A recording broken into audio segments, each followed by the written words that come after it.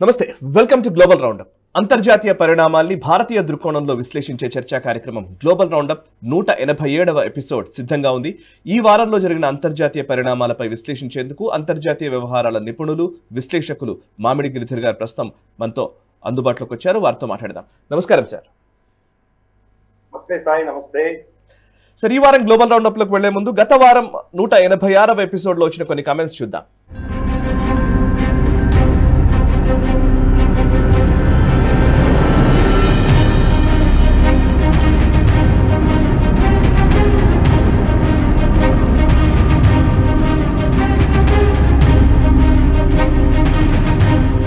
So చూసారు కదా 186వ episode లోని కమెంట్స్ అవి. 187వ ఎపిసోడ్ లోకి వెళదాం. ఈ వారం అంతర్జాతీయ పరిణామాల్లో చాలా కీలకంగా యుఎస్ కి సంబంధించిన డెవలప్మెంట్స్ ఎక్కువగా కనబడుతున్నాయి. గత 3-4 వారాల నుంచి కూడా ట్రంప్ అనూహ్య నిర్ణయాలు, సంచలనాత్మకమైనటువంటి ప్రకటనలతోటి యుఎస్ ఈరోజు ప్రపంచ రాజకీయాల్లో లేకపోతే ప్రపంచాన్నే నివ్వెరపరిచే విధంగా యుఎస్ లోని పరిణామాలు ఉన్న నేపథ్యంలో యుఎస్ కి సంబంధించి ఎక్కువ వార్తలు ఉన్నాయి. అయితే గత వారం యాక్చువల్లీ జెలెన్స్కీ వైట్ హౌస్ కు వెళ్ళడము, ఆయన అవమానకర రీతిలో వెనుదిరగడము, వీటికి సంబంధించి మేము పోయిన ఎపిసోడ్లో డిస్కస్ చేయలేకపోయాము, అది ముందుగానే రికార్డ్ చేయడం వల్ల. బట్ ఆ తర్వాత పరిణామాలకు సంబంధించి అండ్ జెలెన్స్కీ వైట్ హౌస్ పర్యటనకు సంబంధించి కూడా ఈ వారం మనం మాట్లాడబోతున్నాము. అండ్ ఇంకా చాలా కొత్త డెవలప్మెంట్స్ కూడా ఉన్నాయి, వాటన్నిటి గురించి కూడా డిస్కస్ చేస్తాము.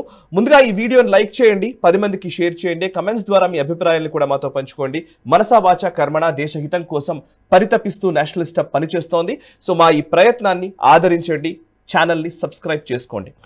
ఇక గిరిధర్ గారు, ఈ వారం ఫస్ట్ మనకు జెలెన్స్కీ వైట్ హౌస్లోకి వెళ్ళిన అంశం గురించి మనం మాట్లాడాలి. సో అది నేను యాక్చువల్లీ వేరే వ్యక్తులతో కూడా, ఈవెన్ రాజశేఖర్ గారితో కావచ్చు, లేకపోతే కిషోర్ పోరెడ్డి గారితో కావచ్చు, ఒక వీడియోలో అసలు ఆ నేపథ్యాన్ని వాటిని వివరించే ప్రయత్నం చేశాము. వారి అనాలిసిస్ కూడా ఇచ్చారు.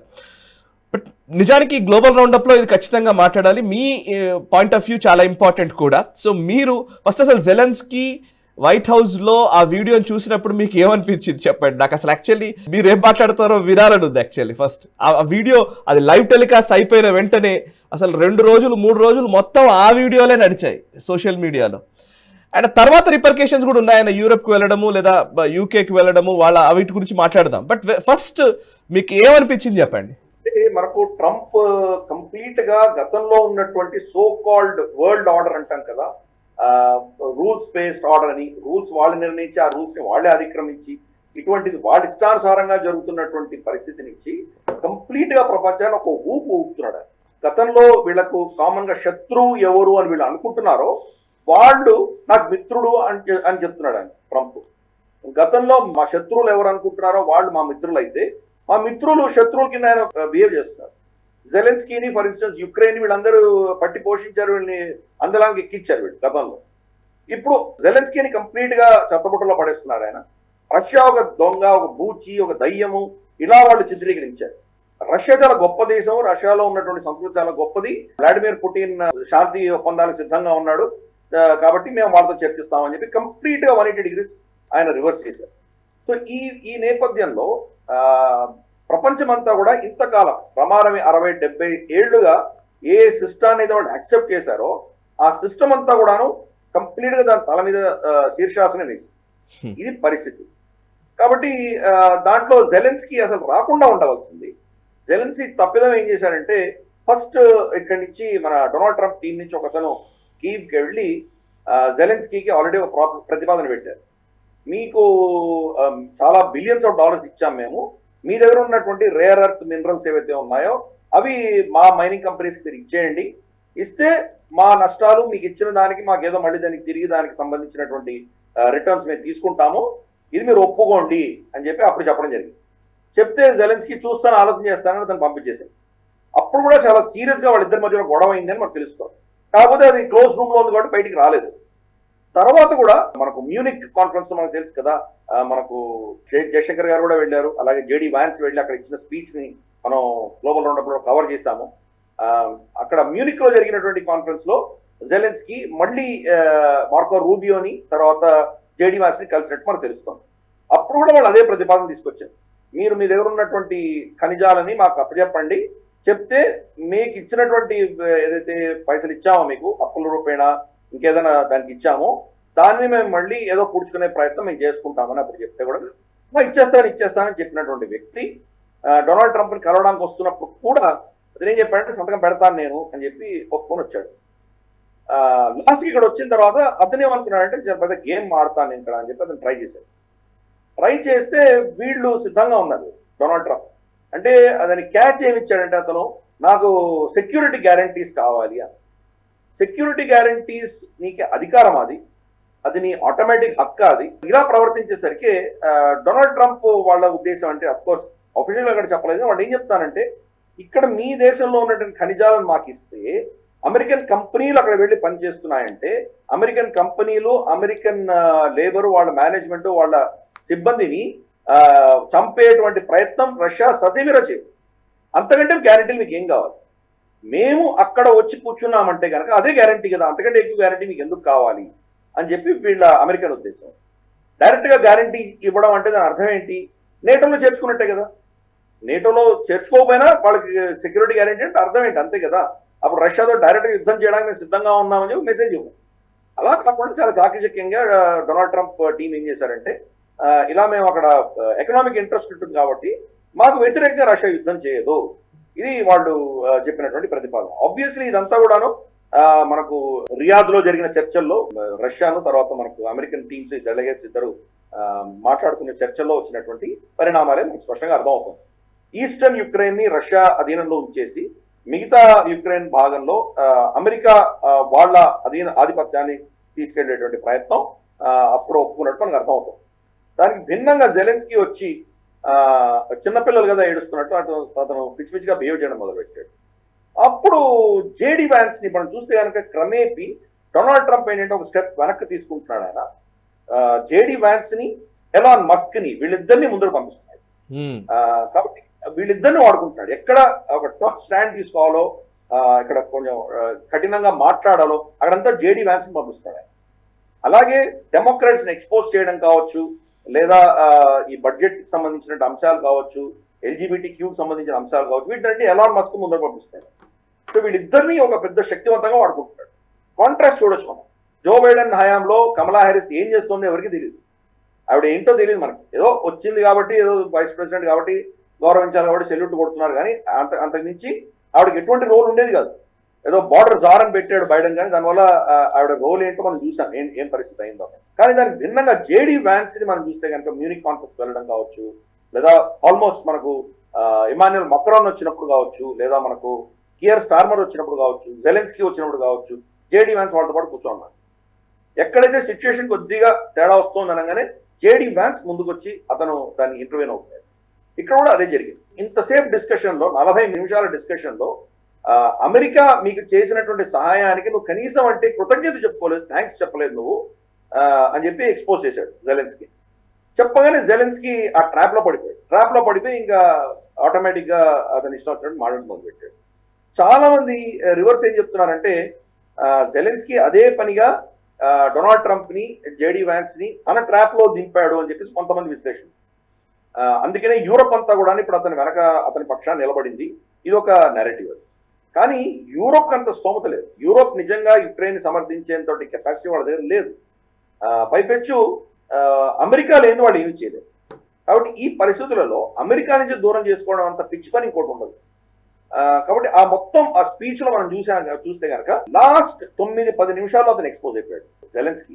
యాక్చువల్గా మనకు ఒక మహానుభావుడు చెప్పిన స్టేట్మెంట్ ఏంటంటే, మీరు జోకర్లని సామ్రాజ్యంలో పెడితే సామ్రాజ్యం మీ దేశం కూడా జోక్ అయిపోతుంది అని చెప్పాడు. దానికి పర్ఫెక్ట్ నిదర్శన జెలెన్స్కీ. సో ఇది పరిస్థితి అక్కడ. అండ్ ఆయన కేర్ స్టార్మర్ ని కలవడము, అండ్ ఈవెన్ ఇప్పుడు ఉర్సులా వాండర్లాన్ ఆమెనేమో ఆల్రెడీ మనము డిఫెన్స్ పరంగా మనము పెరగాలి అని చెప్పి యూరోప్ కి సంబంధించి రీఆర్మింగ్ గురించి ఆమె మాట్లాడుతూ ఉండడము, ఇవి రెండు జరుగుతున్నాయి. అండ్ ఇంకొక పాయింట్ ఏంటంటే సార్, ఇప్పుడు యాక్చువల్లీ ఈ ఎపిసోడ్ తర్వాత ఈ వారం రోజుల్లోనే Justin Trudeau and Keir Starmer ratings పెరిగాయనే ఒక కథనాలు కూడా వస్తున్నాయి. దీన్ని ఎట్లా అర్థం చేసుకోవాలి? కరెక్ట్. ఇది ఎంత ఏంటంటే ఫస్ట్ బేసిక్ గా డొనాల్డ్ ట్రంప్ తీసుకున్నటువంటి స్టాండ్ ఏదైతే ఉందో ఇది అమెరికా ఫస్ట్ అనేసరికి మిగతా దేశాలకు వ్యతిరేకంగా కూడా వెళ్తాం. ఫర్ ఇన్స్టెన్స్ కెనడాకు వ్యతిరేకంగా కావచ్చు, మెక్సికోకి వ్యతిరేకంగా కావచ్చు, అలాగే యూరోప్కి వ్యతిరేకంగా కావచ్చు, యుక్రెయిన్కి వ్యతిరేకంగా కావచ్చు, ఈ దేశాలన్నిటికీ వ్యతిరేకంగా ఆయన మాట్లాడడం మొదలు పెట్టేసరికి ఆ దేశంలో ఒక విధమైనటువంటి జాతీయవాదం మొదలైంది. దానివల్ల మనకి కన్సాలిడేషన్ చూస్తున్నాం. For instance American baseball teams, వీళ్ళ సాకర్ టీమ్స్ ఇవన్నీ కెనడాలో పార్టిసిపేట్ చేయడానికి వెళ్ళినప్పుడు అమెరికన్ నేషనల్ యాంథమ్ ప్లే చేస్తున్నప్పుడు అక్కడ దాన్ని ఇన్సల్ట్ చేయడం మొదలుపెట్టారు కెనేడియన్స్. అంటే వాళ్ళలో జాతీయవాదం అనేది మమ్మల్ని ఒక 51st స్టేట్ కింద అభివర్ణిస్తావు నువ్వు అని చెప్పి ఒక కోపము, ఒక విధమైనటువంటి ఆవేశాలు ఉన్నాయి అక్కడ ఆ దేశంలో. దాని రిఫ్లెక్షన్ ఈరోజు సడన్ గా జస్టిన్ ట్రూడో మీద చూస్తాం. జస్టిన్ ట్రూడో ప్రెస్ స్పీచ్ లో కూడా ట్రంప్ అని పిలిచాడు, ప్రెసిడెంట్ ట్రంప్ అని పిలవలేదు. పైపెచ్చు అతను టారిఫ్స్ అమెరికా వేస్తే రెసిప్రోకల్ టారిఫ్స్ వేస్తానన్నాడు. అలాగే ఒంటారియో గవర్నర్ వచ్చేసి మేము ఇప్పుడు పవర్ సప్లై కట్ చేస్తాము అమెరికాకి అని బెదిరించారు. సో ఇవన్నీ ఏంటంటే ఒక విధమైనటువంటి ఆ దేశం మేము డిఫరెంట్, అమెరికా మా మీద ఆధిపత్యం చెలాయిస్తోంది అన్నటువంటి భావజాలం వచ్చేసరికి సడన్ గా ఈరోజు జస్టిన్ ట్రూడో చాలా ఫేమస్ అయిపోయారు. 21% వాళ్ళ అప్రూవల్ రేటింగ్స్ వెళ్ళిపోయినాయి.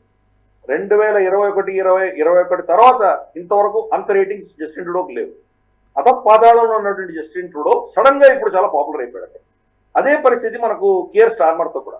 ఇక్కడ ట్రంప్ తోటి చెప్పు దెబ్బలు తిని ఇక్కడ అవమానపడి జెలెన్స్కీ అక్కడికి యూకేకి వెళ్తే యూకేలో కేర్ స్టార్మర్ దాన్ని కౌగులించుకొని ఆహ్వానించడం.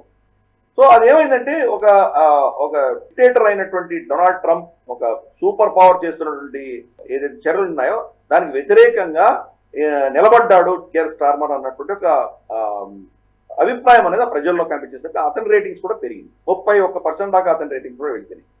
అలాగే మనం చూస్తే కనుక ఈవెన్ మెక్సికో ప్రెసిడెంట్ కూడా ఆవిడకి కూడా రేటింగ్స్ గణనీయంగా పెరిగింది.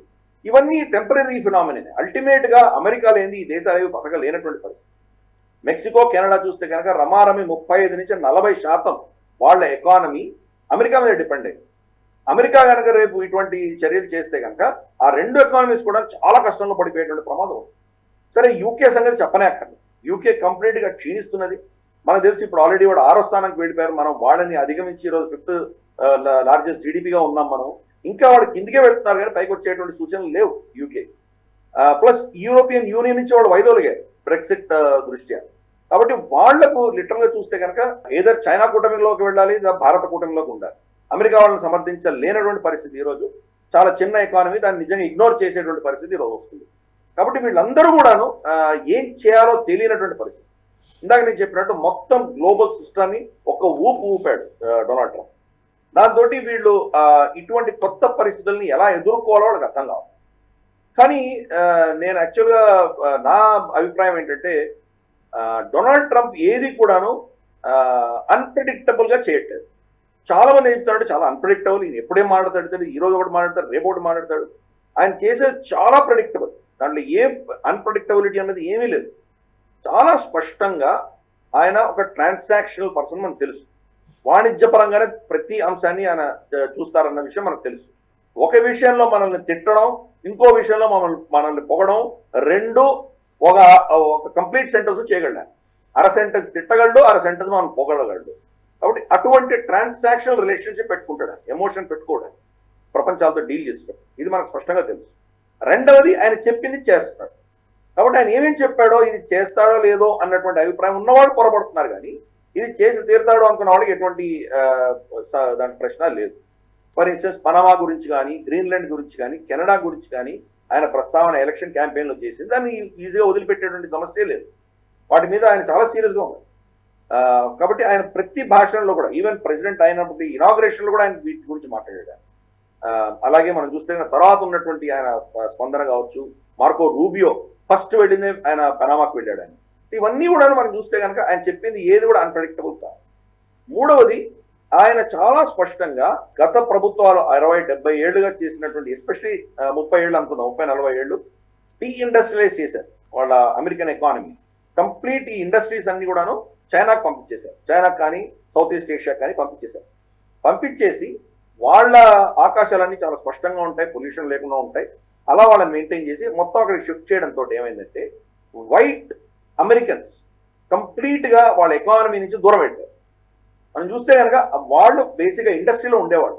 ఆటోమొబైల్ ఇండస్ట్రీ కావచ్చు, మ్యానుఫ్యాక్చరింగ్ ఇండస్ట్రీ కావచ్చు, లేదా వాళ్ళ కెమికల్ ఇండస్ట్రీ కావచ్చు, మైనింగ్, న్యూక్లియర్ ఇష్యూస్ కావచ్చు, లేదా మనకు వాళ్ళ పవర్ ప్లాంట్స్ కావచ్చు, వీటిలో పనిచేసే వాళ్ళందరూ కూడాను జనరల్ గా వైట్ అమెరికన్స్ ఎక్కువ పనిచేస్తారు. వాళ్ళకి కంప్లీట్ గా వాళ్ళ ఎకానమీకి దెబ్బ కొట్టి వాళ్ళంతా చైనాకి షిఫ్ట్ చేసేసరికి వాళ్ళందరూ కూడా కలిసికట్టుగా మనం చూస్తే రిపబ్లికన్ సపోర్ట్ చేస్తున్నారు. ఈ పంథాలో వాళ్ళని ఆదుకోవాల్సిన బాధ్యత కూడా ఆయనకు ఉంది. కాబట్టి ఆయన యొక్క అప్రోచ్ కంప్లీట్ గా ఏదైతే ఆయన గతంలో చెప్పారో అదే ఆయన ఇప్పుడు ఫాలో అవుతుంది. ఈ యొక్క అమెరికన్ ఎకానమీని మళ్ళీ రీఇండస్ట్రియలైజ్ చేసే ప్రయత్నం ఆయన చేస్తున్నాడు. అఫ్ కోర్స్ అది 2 సంవత్సరాలు 3 సంవత్సరాలు జరిగేటువంటి పని కాదు, 10 సంవత్సరాలు పట్టొచ్చది. కానీ మనం ఆయన చేస్తున్న దాంట్లో మనకు స్పష్టంగా అర్థమవుతుంది. భారతదేశాన్ని తిట్టడం ఎక్కడ తిడతాడు ఆయన? మన టారిఫ్స్ సంబంధించి తిడతాడు. మిగతా అంశాల్లో మనతో మైత్రి పెట్టుకుంటాడు. మనకి F-35 కూడా ఇవ్వడానికి సిద్ధంగా ఉన్నాయి. సో అన్ని కూడా ట్రాన్సాక్షన్ గా ఉంటాయి అనేది. కాబట్టి ఆయన చేస్తున్న దాంట్లో ఇక్కడ అన్ప్రెడిక్టబిలిటీ నాకేది కనిపించట్లేదు. కానీ గతంలో ఉన్నటువంటి ఆర్డర్ ఏదైతే ఉందో, ప్రపంచంలో అమెరికా చాలా ఖర్చు పెడుతుంది, వాళ్ళ అధీనంలో వీళ్ళందరూ పనిచేస్తారు, ఈ సిస్టమ్ అంతా ఆయన ఛాలెంజ్ చేస్తున్నాడు. అది ఎవరు తట్టుకోలేకుండా ఉన్నారు. సో చూద్దాం మరి రాబోయే రోజుల్లో ఇది ఏ దిశగా వెళ్తుందో చూద్దాం. ఓకే, ఎస్ సార్, నిజంగానే మొత్తంగా చెప్పాలంటే అన్ప్రెడిక్టబుల్ కాదు, ప్రెడిక్టబులే. కానీ ఇది ఈ విధ్వంసం దేనికి దారితీస్తుంది అని చెప్పారు మీరు, రైట్? సరే చూద్దాం సార్. అయితే ఇక నెక్స్ట్ అంశము, ఒకవైపు ఇది జరుగుతున్నప్పుడు ఇంకోవైపు యుఎస్ కాంగ్రెస్లో డొనాల్డ్ ట్రంప్ మాట్లాడారు. ఆయన ఇచ్చిన స్పీచ్ కూడా ఇప్పుడు ఒక సంచలనంగా మారింది. ఆయన మాట్లాడిన మాటలు గురించి ఒకసారి మీరు డీకోడ్ చేయడం ఒకటి. 2, ఆయన మాట్లాడుతున్నంతసేపు డెమోక్రాట్స్ నుంచి విపరీతమైన తీవ్రమైన నిరసనలే వచ్చాయి. డెమోక్రాట్స్ ఎట్లాగూ దాన్ని అడ్డుకునే ప్రయత్నం చేయడం సహజమే, వాళ్ళకు కూడా బలం ఉంది కాబట్టి. సో ఒకసారి ట్రంప్ మాట్లాడిన విధానం పైన మీరేం చెప్తారు? ట్రంప్ ఈవెన్ పాకిస్తాన్ను పొగిడారు, టారిఫ్స్ గురించి మాట్లాడారు, రకరకాల విషయాలు ఆయన ప్రస్తావించారు. ఒకసారి మీరు వివరిస్తారా? అంటే మనకు ట్రంప్ యాజ్ యూజువల్ ఆయన చాలా ఎక్స్ట్రీమ్ పొజిషన్ తీసుకొని మాట్లాడడం అనేది మనం చూసాం. ప్రతిదీ ఎగ్జాజరేట్ చేయడం చూసాము. ఆల్మోస్ట్ జార్జ్ వాషింగ్టన్ తర్వాత అంతా గొప్పవాడిని నేనే అని చెప్పుకోవడం, నేను చేసినంత అద్భుతాలు 40 రోజుల్లో ఎవరు చేయలేరని, ఏ ప్రభుత్వం చేయలేదు, ఇటువంటి కొన్ని ఎక్స్ట్రీమ్ తనకు తాను సర్టిఫికేట్లు ఇచ్చుకోవడం అనేది మనం చూసాము. డొనాల్డ్ ట్రంప్ నైజం అది, గతంలో కూడా చేశాడు ఆయన. లాస్ట్ దీంట్లో కూడా మనకు ఆయన ప్రెసిడెంట్షిప్ లో కూడా అదే చేశాడు ఆయన. తర్వాత ఎలక్షన్ క్యాంపెయిన్ లో అదే మాట్లాడాడు ఆయన, ఇప్పుడు అదే చేస్తున్నాడు. కాబట్టి అది ఒక అంశం తప్పకుండా ఉంది. కానీ దాని కీలకమైనటువంటి విషయాలు ఏంటంటే, గతంలో ఆయన ఏం చెప్పారో, ఏం చేస్తున్నారో, ఆయన ఇచ్చినటువంటి ఏవైతే అడ్మినిస్ట్రేటివ్ ఆర్డర్స్ ఉన్నాయో వాటిని అన్నింటినీ కూడా మళ్ళీ అక్కడ ప్రస్తావిస్తూ చాలా చాలా క్లియర్ గా ఆయన స్టాండ్ లో ఎటువంటి మార్పు లేదు అని ప్రూవ్ చేస్తున్నారు. సరే, కొన్ని ఎక్స్ట్రీమ్ స్టేట్మెంట్స్ కొంతమందికి నచ్చలేదు, దానివల్ల ఏమి రిపర్కషన్స్ వచ్చాయో చూసాం మనము. డెమోక్రాట్స్ ఆబ్వియస్లీ వాళ్ళు దీన్ని అపోజ్ చేయడానికి కూడా సిద్ధపడ్డారు. ఇన్ని మాట్లాడుతున్న దాంట్లో ఒక్క విషయం కూడా వాళ్ళకి నచ్చలేదు. సరే, వాళ్ళు దాన్ని క్లాప్ చేయడం కానీ నిలబడడం కానీ ఇటువంటి ఏం చేయలేదు. అక్కడ మన పార్లమెంట్ అదే జరుగుతుంది కదా. మోదీ గారు కానీ మన ప్రభుత్వం కానీ అద్భుతమైనటువంటి విషయాలు చేసి మనం చెప్తే కనుక వీళ్ళు దాన్ని బైపార్టిజన్ సపోర్ట్ అంటూ ఉండాలి. దేశానికి ఏదైనా బాగు జరుగుతుందంటే వాళ్ళు కూడా సమర్థించాలి. కానీ అది చేయరు, మనం చూసాము. పైపెచ్చు నెగిటివ్ గా దాన్ని ప్రొపగేట్ చేయడం అనేది మనం చూసాము. ఈవెన్ బాలాకోట్లో కొట్టొచ్చినందుకు కూడా ప్రూఫ్ చూపించమనడం, ఇటువంటివన్నీ చూసాము. అమెరికాలో కూడా భిన్నంగా లేదు, అదే పరిస్థితి. ఈ యొక్క స్పీచ్ లో ఆయన కొన్ని కీలకమైన అంశాలు లేవనెత్తారు. మనం చూస్తే కనుక ఫర్ ఇన్స్టెన్స్ వాళ్ళ దేశంలో ఉన్నటువంటి ఈ ఇల్లీగల్ ఇమిగ్రెంట్స్ వల్ల నష్టపోయినటువంటి వ్యక్తులని కొంతమంది తీసుకొచ్చారు. అలాగే LGBTQ వల్ల దెబ్బతిన్నటువంటి ఒక ఆవిడని తీసుకొచ్చారు. వాళ్ళ అమ్మాయిని ఈ LGBTQ వల్ల ఎలా నాశనం అయిందో ఆవిడని తీసుకొచ్చారు. అలాగే క్యాన్సర్, చాలా బ్రెయిన్ క్యాన్సర్ ఉంది, చనిపోకుండా బతికి ఎలాగో కష్టం మీద బయటకు వచ్చినటువంటి చిన్న పిల్లవాడు, 13 ఏళ్ల కుర్రవాడు, అతను వచ్చాడు అక్కడికి. అలాగే ఎంతో మంది మనం చూస్తే కనుక బార్డర్ పెట్రోలింగ్ లో తన ప్రాణాలను కూడా లెక్క చేయకుండా తన కొలీగ్ ని కాపాడినటువంటి ఒక వ్యక్తిని తీసుకొచ్చారు అక్కడికి. అలాగే తను క్యాంపెయిన్ లో పెన్సిల్వేనియాలో క్యాంపెయిన్ చేస్తున్నప్పుడు అతన్ని షూట్ చేసినప్పుడు ట్రంప్ తప్పించుకొని ఆ బుల్లెట్ వెనకాల వెళ్ళి ఎవరికి తగిలిందో అతని కుటుంబాన్ని తీసుకొచ్చారు. ఇలా చాలా మందిని అతను తీసుకొచ్చారు. ఇటువంటి వాళ్ళు ఏ పార్టీకి చెందినటువంటి వాళ్ళు కాదు, అమెరికన్స్ వాళ్ళు. అమెరికాలో సాధారణ పౌరులు వాళ్ళ దృష్టిలో అమెరికన్ వాల్యూస్ నిలబెట్టినటువంటి వ్యక్తులు. వాళ్ళు ఏదో ప్రోగ్రెస్ అవ్వాలి, వాళ్ళు ఫర్ ఇన్స్టెన్స్ ఒక కుర్రాన్ని తీసుకొచ్చాడు, 3 తరాలుగా వాళ్ళు యుద్ధాలు చేస్తున్నారు, వాళ్ళు అమెరికన్ ఆర్మీలో ఉన్నారు, అతను కూడా ఆర్మీలో చేరాలని చెప్పి ప్రయత్నం చేస్తున్నాడు. అక్కడ ట్రంప్ అనౌన్స్ చేసి నిన్ను ఆర్మీలో తీసుకుంటున్నామని చెప్పి అక్కడే అనౌన్స్ చేయించాడు. అలాగే ఈ కుర్రవాడు 13 ఏళ్ల కుర్రవాడు క్యాన్సర్ సర్వైవర్ ఉన్నాడు, అతన్ని సీక్రెట్ ఏజెన్సీలో ఆఫీషియల్ గా ఏజెంట్ గా తీసుకుంటున్నాము, నామినల్ పోస్ట్ అతనికి ఇవ్వడం మనం చూసాం. ఇన్ని వాళ్ళని పొగుడుతూ వాళ్ళ సమాజాన్ని, వాళ్ళ సమాజంలో ఉన్నటువంటి వ్యక్తులను, వాళ్ళు చేసినటువంటి బలిదానాలు కావచ్చు, వాళ్ళు చేసినటువంటి అద్భుత విషయాలు కావచ్చు, వీటిని ఆయన సెలబ్రేట్ చేస్తూ వాళ్ళందరినీ ముందుకు తీసుకొస్తే డెమోక్రాట్స్ మాత్రం నిమ్మకు నీరెత్తకుండా కూర్చుంది. మీ అపోజిషన్ డొనాల్డ్ ట్రంప్ తో కదా, మీ అపోజిషన్ రిపబ్లికన్స్ తో కదా, సాధారణమైనటువంటి అమెరికన్ పౌరుడితో ఎందుకు మీరు విభేదిస్తున్నారు? బార్డర్ పెట్రోల్లో ఉన్నటువంటి వ్యక్తి తన ప్రాణాలు తెగించి ఇంకో తన కొలీగ్ని కాపాడిన వ్యక్తిని మీరు సెలబ్రేట్ చేయాలి కదా, మీరు కూడా డెమోక్రాట్స్ గా. అతను అమెరికన్, అతను రిపబ్లికన్ కాదు కదా. సో ఈ యొక్క తేడా తెలియకపోవడంతో అంటే మన దేశంలో కూడా ఈ దరిద్రం మనం చూస్తున్నాము. ప్రభుత్వ వ్యతిరేకత అన్నది దేశ వ్యతిరేకతగా తయారవడం అని మనం చూస్తున్నాం. ఇక్కడ కూడా అదే పరిస్థితి. డెమోక్రాట్స్ కూడా ఏది దేశము, ఏది పార్టీ, ఏది పాలిటిక్స్ అన్న వ్యత్యాసం లేకుండా ప్రతి దాన్ని వాళ్ళు అపోజ్ చేస్తుంటారు. ఇన్ఫాక్ట్ ట్రంప్ వస్తుండగానే ఒక ఆవిడ వెనకాల ప్లకార్డ్ పట్టుకొని నిలబడుతుంది, దిస్ ఇస్ నాట్ నార్మల్ అంటూ ఒకటి బోర్డు పెట్టి. సో మనకు రిపబ్లికన్ సెనేటర్ ఒకతను ఆ చేతిలో తీసి పక్కన పడేసి, ఇంకొకతను డొనాల్డ్ ట్రంప్ మాట్లాడడం మొదలు పెట్టాక మధ్యలో డిస్టర్బ్ చేస్తూ అరవడం మొదలు పెట్టి స్పీకర్ ఇమ్మీడియట్ గా మార్షల్స్ ని పిలిపించి అతన్ని అక్కడి నుంచి పక్క పంపించేశాడు. సో చాలా స్ట్రిక్ట్ గా వాళ్ళు పాటించారు. వీళ్ళు డొనాల్డ్ ట్రంప్ చెప్తున్న ప్రతిదాన్ని కూడా నాట్ ట్రూ, ఫాల్స్ అని, మస్క్ ఇస్ చీటర్ అని, మస్క్ ఇస్ పైసలు తినేశాడని ఇటువంటి ప్లకార్డు పట్టుకుని కూర్చున్నారు. ఇప్పుడు డాజ్ లో అతనికి వచ్చినటువంటి అంశాలన్నీ ఏమున్నాయో అవన్నీ కూడా చదవడం మొదలు పెట్టారు డొనాల్డ్ ట్రంప్. ఇది అసత్యం అయితే కాదు కదా, ప్రూఫ్ ఉంది కదా, అక్కడ ప్రూఫ్ ఉన్నదాన్ని కూడా వీళ్ళు ఫాల్స్ అన్న మొదలు పెట్టారు. అంటే వీళ్ళ నెరేటివ్ అంతా కూడా ఎలా తయారైందో మనం చూస్తాము. ఇది చాలా దౌర్భాగ్యమైన పరిస్థితి. పాకిస్తాన్ అంశంలో కూడా మనం చూస్తే కనుక షరీఫుల్లా అని చెప్పేసి ఒక అతను అబే గేట్ కాంట్రవర్సీలో అతను ఇరుక్కున్నాడు. అబే గేట్ అంటే ఏంటంటే మనకు చూస్తే కనుక అమెరికా ఆఫ్ఘనిస్తాన్ నుంచి వెళ్ళిపోతున్న రోజు అక్కడ ఒక పెద్ద సూసైడ్ అటాక్ జరిగింది. సూసైడ్ బాంబింగ్ లో 13 మంది అమెరికన్స్ చనిపోయారు. అంటే ఆఖరి రోజు వెళ్ళిపోతున్న రోజు అక్కడ ఒక 40-50 మంది ఆఫ్ఘన్స్ చనిపోయారు, 13 మంది అమెరికన్స్ చనిపోయారు. వాళ్ళ కుటుంబాలను పరామర్శిస్తూ వాళ్లకు న్యాయం చేయాలి అని చెప్పేసి డొనాల్డ్ ట్రంప్ దీని యొక్క సూత్రధారుడు ఎవడుతున్నాడు షరీఫుల్లా అని అతన్ని అరెస్ట్ చేయమని చెప్పి పాకిస్తాన్ మీద ఒత్తిడి తీసుకొచ్చారు. ఇది 2 నెలలుగా జరుగుతున్నట్టుంది. ఆయన ట్రంప్ ఇంకా ఆయన ప్రెసిడెన్సీ తీసుకోకముందని నుంచి కూడా, కానీ ప్రెసిడెంట్ అయిన తర్వాత ఇంకా ఒత్తిడి తీసుకొచ్చినట్టుంది. అది మనకు బయట ఆఫీషియల్ గా చెప్పలేదు.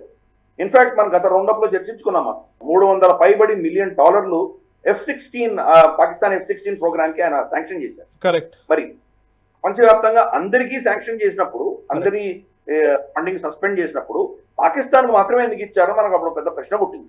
ఇప్పుడు దానికి సమాధానం దొరుకుతుంది. ఒక క్విడ్ ప్రోకో వీళ్ళకి F-16 యొక్క మెయింటెనెన్స్ కి ఫండింగ్ ఇస్తూ దాని ప్రతిఫలంగా ఈ షరీఫుల్లానే మాకు అప్పచెప్పండి అని చెప్పారు. సో అక్కడ దీంట్లో మన కాంగ్రెస్ లో ఆయన మాట్లాడుతున్నప్పుడు మనం మాట్లాడుతుండగా ఇప్పుడు ఆ షరీఫుల్లా అన్నవాడు మన దేశానికి వస్తున్నాడు అని చెప్పారు. అంటే అనౌన్స్ చేశాడు. ఇది బ్యాక్ ఎండ్ ఇవన్నీ జరిగాయని మనకు తెలుస్తుంది.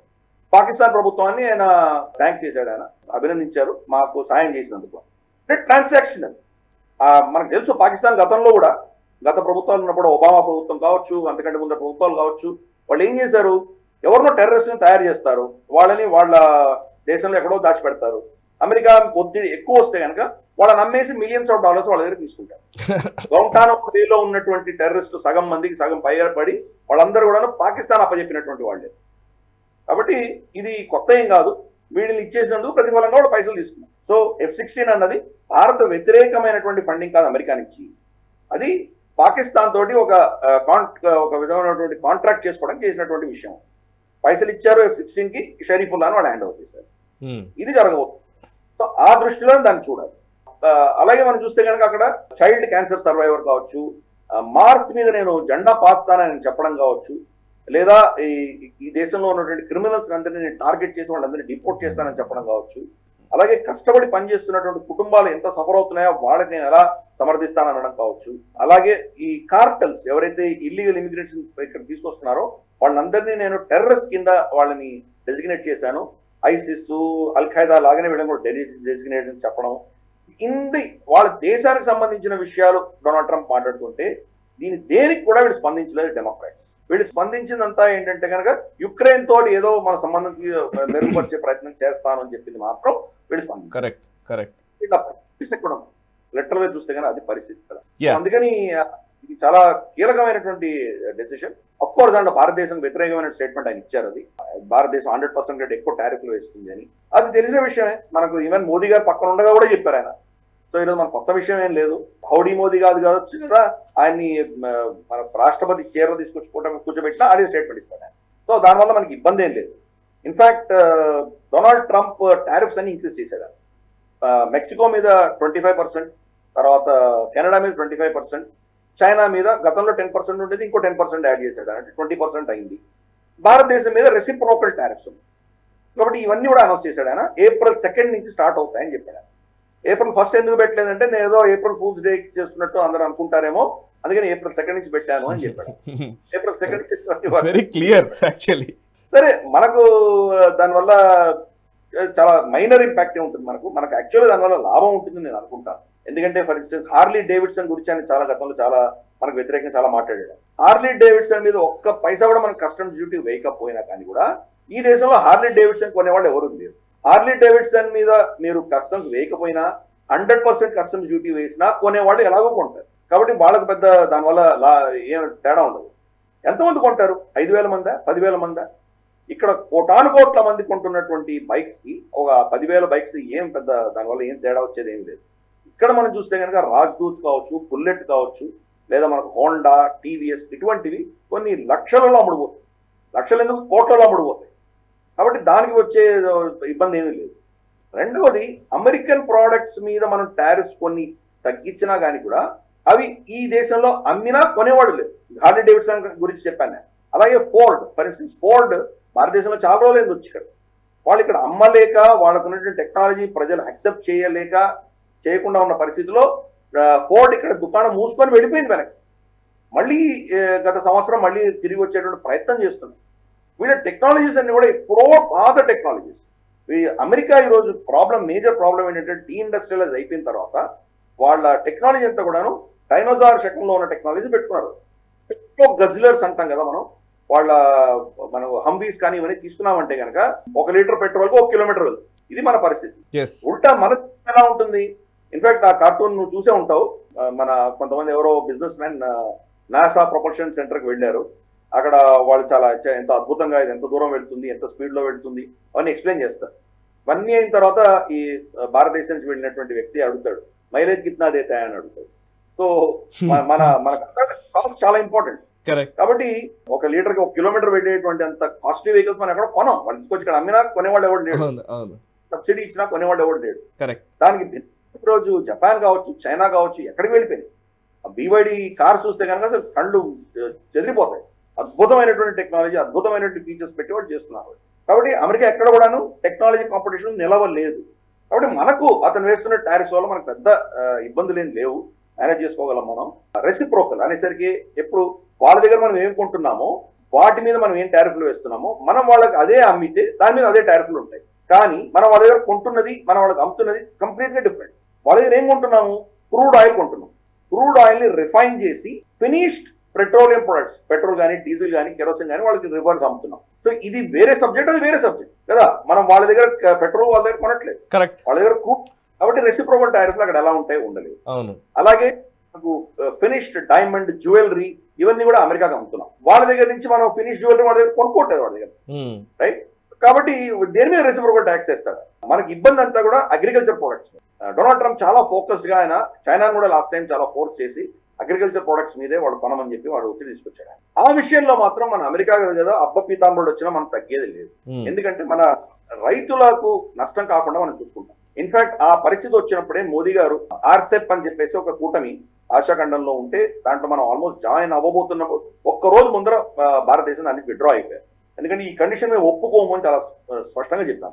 మన రైతులకు నష్టం కాకుండా ఉన్నంత వరకు మనం కూటమిలో ఉంటాం, లేకపోతే మేము ఉండమని చెప్పి. అర్సులా వండర్లైన్ గత వారం వచ్చినప్పుడు కూడా వాళ్ళ అగ్రికల్చర్ ప్రొడక్ట్స్ ఇక్కడ మనం కొనుక్కోవాలని చాలా ఒత్తిడి తీసుకొచ్చినారు. దాంట్లో మనం మాత్రం ఇక్కడ కాంప్రమైజ్ ఉంటాం. కాబట్టి లిటరల్ గా మనకు దీనివల్ల ఇబ్బంది లేదని చెప్పాలి. కాబట్టి మనం దాని గురించి పెద్ద వరి అవ్వక్కర్లేదు. ఆయన ట్రాన్సాక్షన్ కాబట్టి భారతదేశానికి సంబంధించినటువంటి అంశాలు అదొక్కడే ప్రస్తావించారు ఆయన. మిగతా ఆయన ఇంటర్నల్ అంతర్గతమైన విషయాలు ఎక్కువ చెప్పుకుంటూ వెళ్ళారు ఆయన. ఓకే. సో నా దృష్టిలో అయితే ఆ speech so called make America great again అన్న ఇష్యూలో ఆయన దేశంలో ఉన్నటువంటి వ్యక్తులను గౌరవించుకోవడం కావచ్చు, ఆయన దేశంలో జరుగుతున్నటువంటి అంశాల గురించి ఆయన ప్రస్తావించారు. క్లియర్ కట్ గా ఆయన స్టాండ్ అంతా కూడాను ఈ సమాజంలో ఉన్నటువంటి ఇబ్బందులు, సమాజంలో జరుగుతున్నటువంటి విషయాలని ఆయన బయటకు తీసుకొచ్చారు. దాంట్లో కాంట్రాస్ట్ మనకు స్పష్టంగా కనిపిస్తుంది. డెమోక్రాట్స్ ఏ పిచ్చి సిద్ధాంతంలో వాళ్ళు ఉన్నారు, సమాజంలో గ్రౌండ్ లెవెల్లో ఉన్నటువంటి ప్రజల్ని గౌరవిస్తూ ఈయన చేసింది చాలా అద్భుతంగా అనిపించింది నాకు. బహుశా మన దేశంలో కూడా అటువంటి వ్యక్తులు చాలా మంది ఉన్నారు. ఎన్నో కష్టాల్లో ఉన్నటువంటి వాళ్ళు మన సంప్రదాయాన్ని, మన సంస్కృతిని, వాళ్ళ కుటుంబాన్ని కాపాడుకుంటున్న వ్యక్తులు చాలా మంది ఉన్నారు. కాబట్టి మనకు తప్పకుండా హ్యూమన్ యాంగిల్ అక్కడ కనిపిస్తుంది. ఆ విషయంలో మనం డొనాల్డ్ ట్రంప్ మెచ్చుకోక తప్పదు. ఎస్. ఇక మరొక వైపు యుఎస్ ఇప్పుడు హమాస్తో చర్చలకు నేరుగానే రంగంలోకి దిగినట్టుగా కనబడుతోంది. ఇప్పటిదాకా ఇజ్రాయెల్ హమాస్ మధ్య చర్చలకు కొంత పరోక్షంగా ప్రభావితం చేసే ప్రయత్నం చేసింది కానీ బట్ ఇప్పుడు నేరుగానే ఆడమ్ బోహ్లర్, ఎవరైతే ప్రెసిడెంట్ ట్రంప్స్ నామినీ ఉన్నారో, special envoy for hostage affairs Adam bowler ఇప్పటికే చర్చలు జరిపినట్టుగా తెలుస్తుంది హమాస్ నాయక గణంతో. సో దీన్ని ఎట్లా అర్థం చేసుకోవాలి సార్? అంటే యాక్చువల్లీ మధ్యవర్తిత్వం దగ్గర నుంచి, ఏదో పక్కన ఉండడం దగ్గర నుంచి ఇప్పుడు నేరుగానే రంగంలోకి దిగడాన్ని ఎట్లా చూడాలంటారు? ఇదివరకు తాలిబన్లతో కూడా ట్రంప్ హయాంలోనే చర్చలు జరిగాయి, ఖతార్లో అనుకుంటాను. ఇది యాక్చువల్గా ఇది చాలా మేజర్ షిఫ్ట్ అని మనం ఒప్పుకోవాలి. ఎందుకంటే అమెరికా ఏ శక్తులని, ఏ సంస్థల్ని అయితే టెర్రరిస్ట్ ఆర్గనైజేషన్ గా డిక్లేర్ చేస్తుందో వాళ్ళతో చర్చలు చేయకూడదని వాళ్ళ చట్టం చెప్తుంది, చాలా క్లియర్ గా చెప్తుంది. అటువంటిది 2 సార్లు కూడా, గతసారి ఈయన ప్రభుత్వంలో ఉన్నప్పుడు తాలిబాన్తో చర్చలు కావచ్చు, ఈసారి హమాస్తో చర్చలు కావచ్చు, 2 సార్లు కూడా డొనాల్డ్ ట్రంప్ వాళ్ళ చట్టంలో ఉన్నటువంటి ఈ అంశాన్ని పక్కన పెట్టేసి ఆయన నిర్ణయించి వీళ్ళతో డైరెక్ట్ చర్చలు అనేది ఆయన నిర్ణయించారు. సో ఈ ఆయన రిప్రజెంటేటివ్ ఎవరైతే అక్కడ వెళ్ళి వీళ్ళతో చర్చలు చేశారో మనకు ఆడమ్ బౌలర్, అతనికి కంప్లీట్ పవర్స్ ఇచ్చాము అని చాలా స్పష్టంగా చెప్పడం జరిగింది. సో దాంతో అతను వెళ్ళి అతను చర్చించి వాళ్ళు, అంటే ఇజ్రాయెల్ కూడా దగ్గర రానివ్వలేదు, ఇజ్రాయెల్ కూడా చర్చలో పార్టిసిపేట్ చేయలేదు. డైరెక్ట్ గా అమెరికన్ రిప్రజెంటేటివ్, హమాస్ రిప్రజెంటేటివ్ మాట్లాడు. మనకు తెలుస్తుంది ఏంటంటే అక్కడ అదే ఈ అంశాన్ని డొనాల్డ్ ట్రంప్ కాంగ్రెస్ లో ఆయన ఇచ్చిన స్పీచ్ లో ఆయన ప్రస్తావించారు. ఆయన దాంట్లో ఏం చెప్పారంటే, ఆయన మీరు మొత్తం హాస్టేజెస్ ని సరెండర్ చేయకపోతే మిమ్మల్ని వదిలిపెట్టాను, మిమ్మల్ని ఎవరిని బతకనివ్వను చాలా స్పష్టంగా చెప్పారు. సో కాబట్టి డొనాల్డ్ ట్రంప్ కొంత అంటే బహుశా ఇజ్రాయెల్కి ఇబ్బంది అవ్వచ్చు. ఇజ్రాయెల్ అటువంటి చర్యలు చేస్తే కనుక బహుశా చుట్టుపక్కల నేబర్స్ అతని ఇజ్రాయెల్ వ్యతిరేకంగా ప్రవర్తించే ప్రమాదం ఉంది, ఆ రిస్క్ ఏదో నేను తీసుకుంటానని చెప్పి డైరెక్ట్ గా ఆయన ఇన్వాల్వ్ అయ్యి చేయడం అనేది ఒక డిఫరెంట్ స్ట్రాటజీ. ఇంతవరకు అమెరికా అలా ప్రవర్తించలేదు, ఈయన దాన్ని భిన్నంగా చేస్తున్నారు. ఆయన గతంలో ఏంటంటే నేను ఇందాక చెప్పినట్టు ఇంటర్మీడియట్స్ పెట్టుకునేవాళ్ళు, ఇంకెవరో దేశం వచ్చేది మధ్యలో మాట్లాడేవాళ్ళు, ఇలా ఉండేది. ఫర్ ఇన్స్టెన్స్ ఇరాన్తో కూడా వాళ్ళకు యూరోప్ లో ఫ్రాన్స్ కానీ ఎవరైనా వీళ్ళిద్దరి మధ్యలో చర్చలకు వాళ్ళు మధ్యవర్తులు చేసేవాళ్ళు. దానికి కాకుండా చాలా భిన్నంగా ఈవెన్ ఇజ్రాయెల్ కూడా పక్కన పెట్టి చేయడం అనేది చాలా ఒక డిఫరెంట్ టైప్ ఆఫ్ అప్రోచ్ కింద మనం భావించాలి. డొనాల్డ్ ట్రంప్ ఆఫ్ కోర్స్ ఇటువంటివి డిప్లొమసీ, ఈ నైసిటీస్, ఈ సున్నితాలు ఆయన తెలియదని పెద్ద గొడ్డలు తీసుకొని నరికేటువంటి వ్యక్తి కాబట్టి ఆయన డిఫరెంట్ గా చేస్తున్నారు. ఆయన దీని యొక్క పరిణామం ఏమొస్తుందో చూడాలి. హమాస్ మాత్రం చాలా స్ట్రిక్ట్ వార్నింగ్ ఇచ్చినట్టు తెలుస్తుంది మాకు. హమాస్ కనుక మిగతా హాస్టేజ్ ని వాళ్ళు హ్యాండ్ ఓవర్ చేయకపోతే ఏమవుతుందో మనకు తెలియదు. కానీ దీంతో కొంతమంది ఎస్పెషల్లీ ఇజ్రాయెల్లో ఉన్నటువంటి కొంతమంది విశ్లేషకులు ఏం చెప్తున్నారంటే, ఇంకా కొంతమంది అమెరికన్ ప్రిజనర్స్ వాళ్ళ శవాలు అక్కడ హమాస్ చేతిలో ఉన్నాయి కాబట్టి డొనాల్డ్ ట్రంప్ మాట్లాడింది అమెరికన్స్ గురించి మాత్రమే మాట్లాడారు. ఆయన అమెరికన్ ప్రిజనర్స్ వచ్చేస్తే కనుక ఆయన మీద పట్టించుకోరు అని ఒక అంచనా వాళ్ళు వేస్తుంది. కానీ చాలా మంది ఏమనుకుంటున్నారంటే, ఇది ఇజ్రాయెల్ విషయం వచ్చేసరికి డొనాల్డ్ ట్రంప్ చాలా స్పష్టంగా ఉన్నాడు, ఇది వేరే దేశం కింద ఆయన భావించాడు. ఆయన ఇజ్రాయెల్ అంటే చాలా గౌరవం ఉంది ఆయనకి, కాబట్టి మొత్తం హోస్టేజ్ గురించే మాట్లాడారు. ఆయన గతసారి ప్రెసిడెంట్ గా ఉన్నప్పుడు కూడా జెరూసలేంని వాళ్ళ క్యాపిటల్ కింద యాక్సెప్ట్ చేసినటువంటి మొట్టమొదటి ప్రెసిడెంట్ ఆయన. కాబట్టి ఇజ్రాయెల్ కి అటువంటిది ఉండదు. ఇజ్రాయెల్ శక్తి ఏంటో, ఇజ్రాయెల్ పరిస్థితులు ఏంటో తెలిసినటువంటి వ్యక్తి కాబట్టి ఆయన చర్చలు జరపడం అన్నది ఇజ్రాయెల్ కూడా చాలా లాభసాటిగా ఉంటుంది. వాళ్ళు కనుక ఇప్పుడు హ్యాండ్ ఓవర్ చేయకపోతే మాత్రం వాళ్ళకి నాశనం అవుతుంది, దానివల్ల మళ్ళీ ఇజ్రాయెల్కే లాభం. కాబట్టి డొనాల్డ్ ట్రంప్ ఈ రిస్క్ తీసుకొని ఆయన ప్రయత్నాలు చేస్తున్నారని చెప్పేసి చాలా మంది చెప్తారు. ఎస్. ఇక నెక్స్ట్ యూకేకి వెళదాం సార్. యాక్చువల్లీ ఇదివరకు కూడా మనము గ్లోబల్ రౌండప్ లో చర్చించాము, చాలా పెద్ద సంచలనమే అయింది. అప్పుడు ఇండియన్ హై కమిషన్ పైన యూకేలో ఖలిస్తానీ తీవ్రవాదుల దాడి జరిగింది, అక్కడ పెద్ద ప్రొటెస్ట్ నిర్వహించిన సందర్భం ఉంది. అప్పుడు మన భారతదేశం కూడా చాలా సీరియస్ గానే రియాక్ట్ అయింది, కొంతమందిని అరెస్ట్ కూడా చేశారు, వాళ్ళ మీద చర్యలు కూడా తీసుకున్నామని చెప్పారు. కానీ ఇప్పుడు రీసెంట్ గా ఈ వారంలోనే మన విదేశాంగ శాఖ మంత్రి జయశంకర్ గారు యూకే పర్యటనలో ఉన్నప్పుడు ఆయన కారులో ఎక్కే సందర్భంలోనే ఖలిస్తానీ వ్యక్తులు, ఖలిస్తానీ ఖలిస్తానీ ఉగ్రవాదులు వాళ్ళు ప్లకార్డులు పట్టుకొని ఆయన పైకి అటాక్ చేయడానికి రావడం చూసాం మనం. సడన్ గా కొంత పోలీసు వాళ్ళు అక్కడున్న సెక్యూరిటీ సిబ్బంది రియాక్ట్ అవ్వడంతో కొంత ప్రమాదం తప్పింది, కానీ లేకపోతే జయశంకర్ గారి పైన నేరుగానే దాడి జరిగేది. సో ఇది నిజంగా చాలా సీరియస్ పరిణామం. దీన్ని భారతదేశం కూడా చాలా సీరియస్ గానే తీసుకున్నట్టుగా తెలుస్తోంది. సో ఒకసారి దీని గురించి వివరాలు చెప్తారా? దీని రిపర్కేషన్స్ ఏ విధంగా ఉండబోతున్నాయి? అంటే మనకు చూస్తే కనుక ఖలిస్తానీ శక్తులని 5 ఐస్ పెట్టి పోషిస్తున్నాయని చెప్పి మనం గతంలో కూడా చాలాసార్లు చర్చిస్తున్నాం. ఈ సమస్య అన్నది మనకు ఆంగ్లో సాక్సన్ దేశాలలో మాత్రమే మనకు కనిపిస్తుంది. UK, Canada, USA, Australia, New Zealand, ఈ 5 దేశాలలో కనిపిస్తుంది. ఏ సిక్కులు మిగతా దేశాల్లో లేరా? ఫ్రాన్స్లో లేరా? జర్మనీలో లేరా? ఆఫ్రికాలో లేరా? గల్ఫ్ దేశాల్లో లేరా? సౌత్ ఈస్ట్ ఏషియాలో లేరా? అన్ని ప్రాంతాల్లో ఉన్నారు కదా వీళ్ళు. అక్కడ ఎందుకు మనకి ఖలిస్తానీ వాణి వినిపించట్లేదు? ఈ 5 దేశాల్లోనే ఎందుకు? ఇది అర్థం చేసుకోవాలి. ప్లస్ ఈయన చట్టం హౌస్ లో ఈయన మాట్లాడుతూ, ఒక ఓపెన్ హౌస్ లో మాట్లాడుతున్నప్పుడు వీళ్ళు ఆల్రెడీ అక్కడ వెనకాల రోడ్డు మీద ఇంతమంది వాళ్ళు గుమిగుడుతూ ఉంటే వాళ్ళ పోలీస్ ఏం చేస్తోంది? ఏదో బ్యారికేడ్ లాంటిది ఒకటి పెట్టారు, బ్యారికేడ్ వెనకాల ఉండాలి అని. కానీ ఏ వ్యక్తి అయితే నిజంగా జయశంకర్ గారి కారు మీద దాడి చేశాడో అతను బ్యారికేడ్ కంటే ముందర ఉన్నాడు. అతను ఎలా అలో చేశారు? ఫస్ట్ అతన్ని రోడ్డు మీద ఉన్నాడు, రోడ్డు మీద భారత జెండా పట్టుకొని రెడీగా ఉన్నాడు. అంటే మీరే రూల్ పెట్టారు, వీళ్ళందరూ కూడా ఆ బ్యారికేడ్ వెనకాల ఉండాలి, వాళ్ళ పార్టీకి నినాదాలు చేసుకోవచ్చు, జెండాలు చూపించుకోవచ్చు, కానీ వాళ్ళు ముందు రావడానికి వీలు లేదు, మీరు బ్యారికేడ్ కట్టారు. అటువంటిది ఈ వ్యక్తిని మీరు బ్యారికేడ్ ఈవల వైపు ఎలా పర్మిట్ చేశారు? తర్వాత అఫ్ కోర్స్ అతను వెళ్ళి ఆ జెండాని చింపడం, భారత జెండాని చింపి జయశంకర్ గారి ముందర, కార్ ముందర, అప్పుడు జయశంకర్ గారు ఆల్రెడీ కార్లో కూర్చొని ఉన్నారు, మీరు సరే వీళ్ళని తీసుకువెళ్ళిపోయారు. But it's too late, already attack అయితే జరిగిపోయింది కదా. దానివల్ల ఎంత ఇన్సల్ట్ అయింది భారతదేశానికి. అఫ్ కోర్స్ మనం వాళ్ళ హైకమిషన్ పిలిచామో, బాగా తిట్టాము వాళ్ళని, ఇదంతా యాక్సెప్టబుల్ కాదు అని. సో వాళ్ళు సరే దిస్ ఇస్ అన్యాక్సెప్టబుల్, మేము దీని గురించి చర్యలు తీసుకుంటామని చెప్పారు. ఏం చర్యలు తీసుకుంటారు? అక్కడ ఇటువంటి గతంలో కూడా మన ఎంబసీ మీద దాడి జరిగి ఎంబసీ మీద ఉన్నటువంటి జెండాను తీసేస్తుంటే కూడా మీరేం చేశారు? దాన్ని ఎందుకు అంతవరకు పర్మిట్ చేశారు? ఫస్ట్ వీళ్ళు ఏ దేశానికైనా వాళ్ళ ఎంబసీ ఏదైతే ఉంటుందో, ఫర్ ఇన్స్టెన్స్ భారత రాయబారి యూకేలో ఉందంటే ఆ ప్రాపర్టీలో పరిధిలో భారత చట్టాలే వర్తిస్తాయి, యూకే చట్టాలు వర్తించవు. అలాగే అమెరికన్ ఎంబసీ భారతదేశంలో ఉందంటే ఆ కాంపౌండ్ లో మాత్రం అమెరికన్ లానే పనిచేస్తుంది, భారత లా పనిచేయదు. ఇది ఇంటర్నేషనల్ గా జెనీవా కన్వెన్షన్ ఉన్నటువంటి ఒప్పందం ఇది. అటువంటిది వాళ్ళు మా టెరిటరీలోకి వైలేట్ చేసి వచ్చి ఇవన్నీ చేసినా కానీ కూడా మీరు దానికి నిమ్మకి నీరెత్తకుండా ఉన్నారంటే కనుక దీంట్లో మీ హస్తం ఉంది అని స్పష్టంగా అర్థమవుతుంది. అంటే ఇటువంటి వేర్పాటువాద శక్తులకు మీరు పోషణ ఇస్తున్నారు, వాళ్ళకి స్పేస్ ఇస్తున్నారు, వాళ్ళని అపేక్షిస్తున్నాం. అదే ఈరోజు మనం చూసాం, ఇంత దౌర్భాగ్యమైనటువంటి పరిస్థితి మనం చూసాం.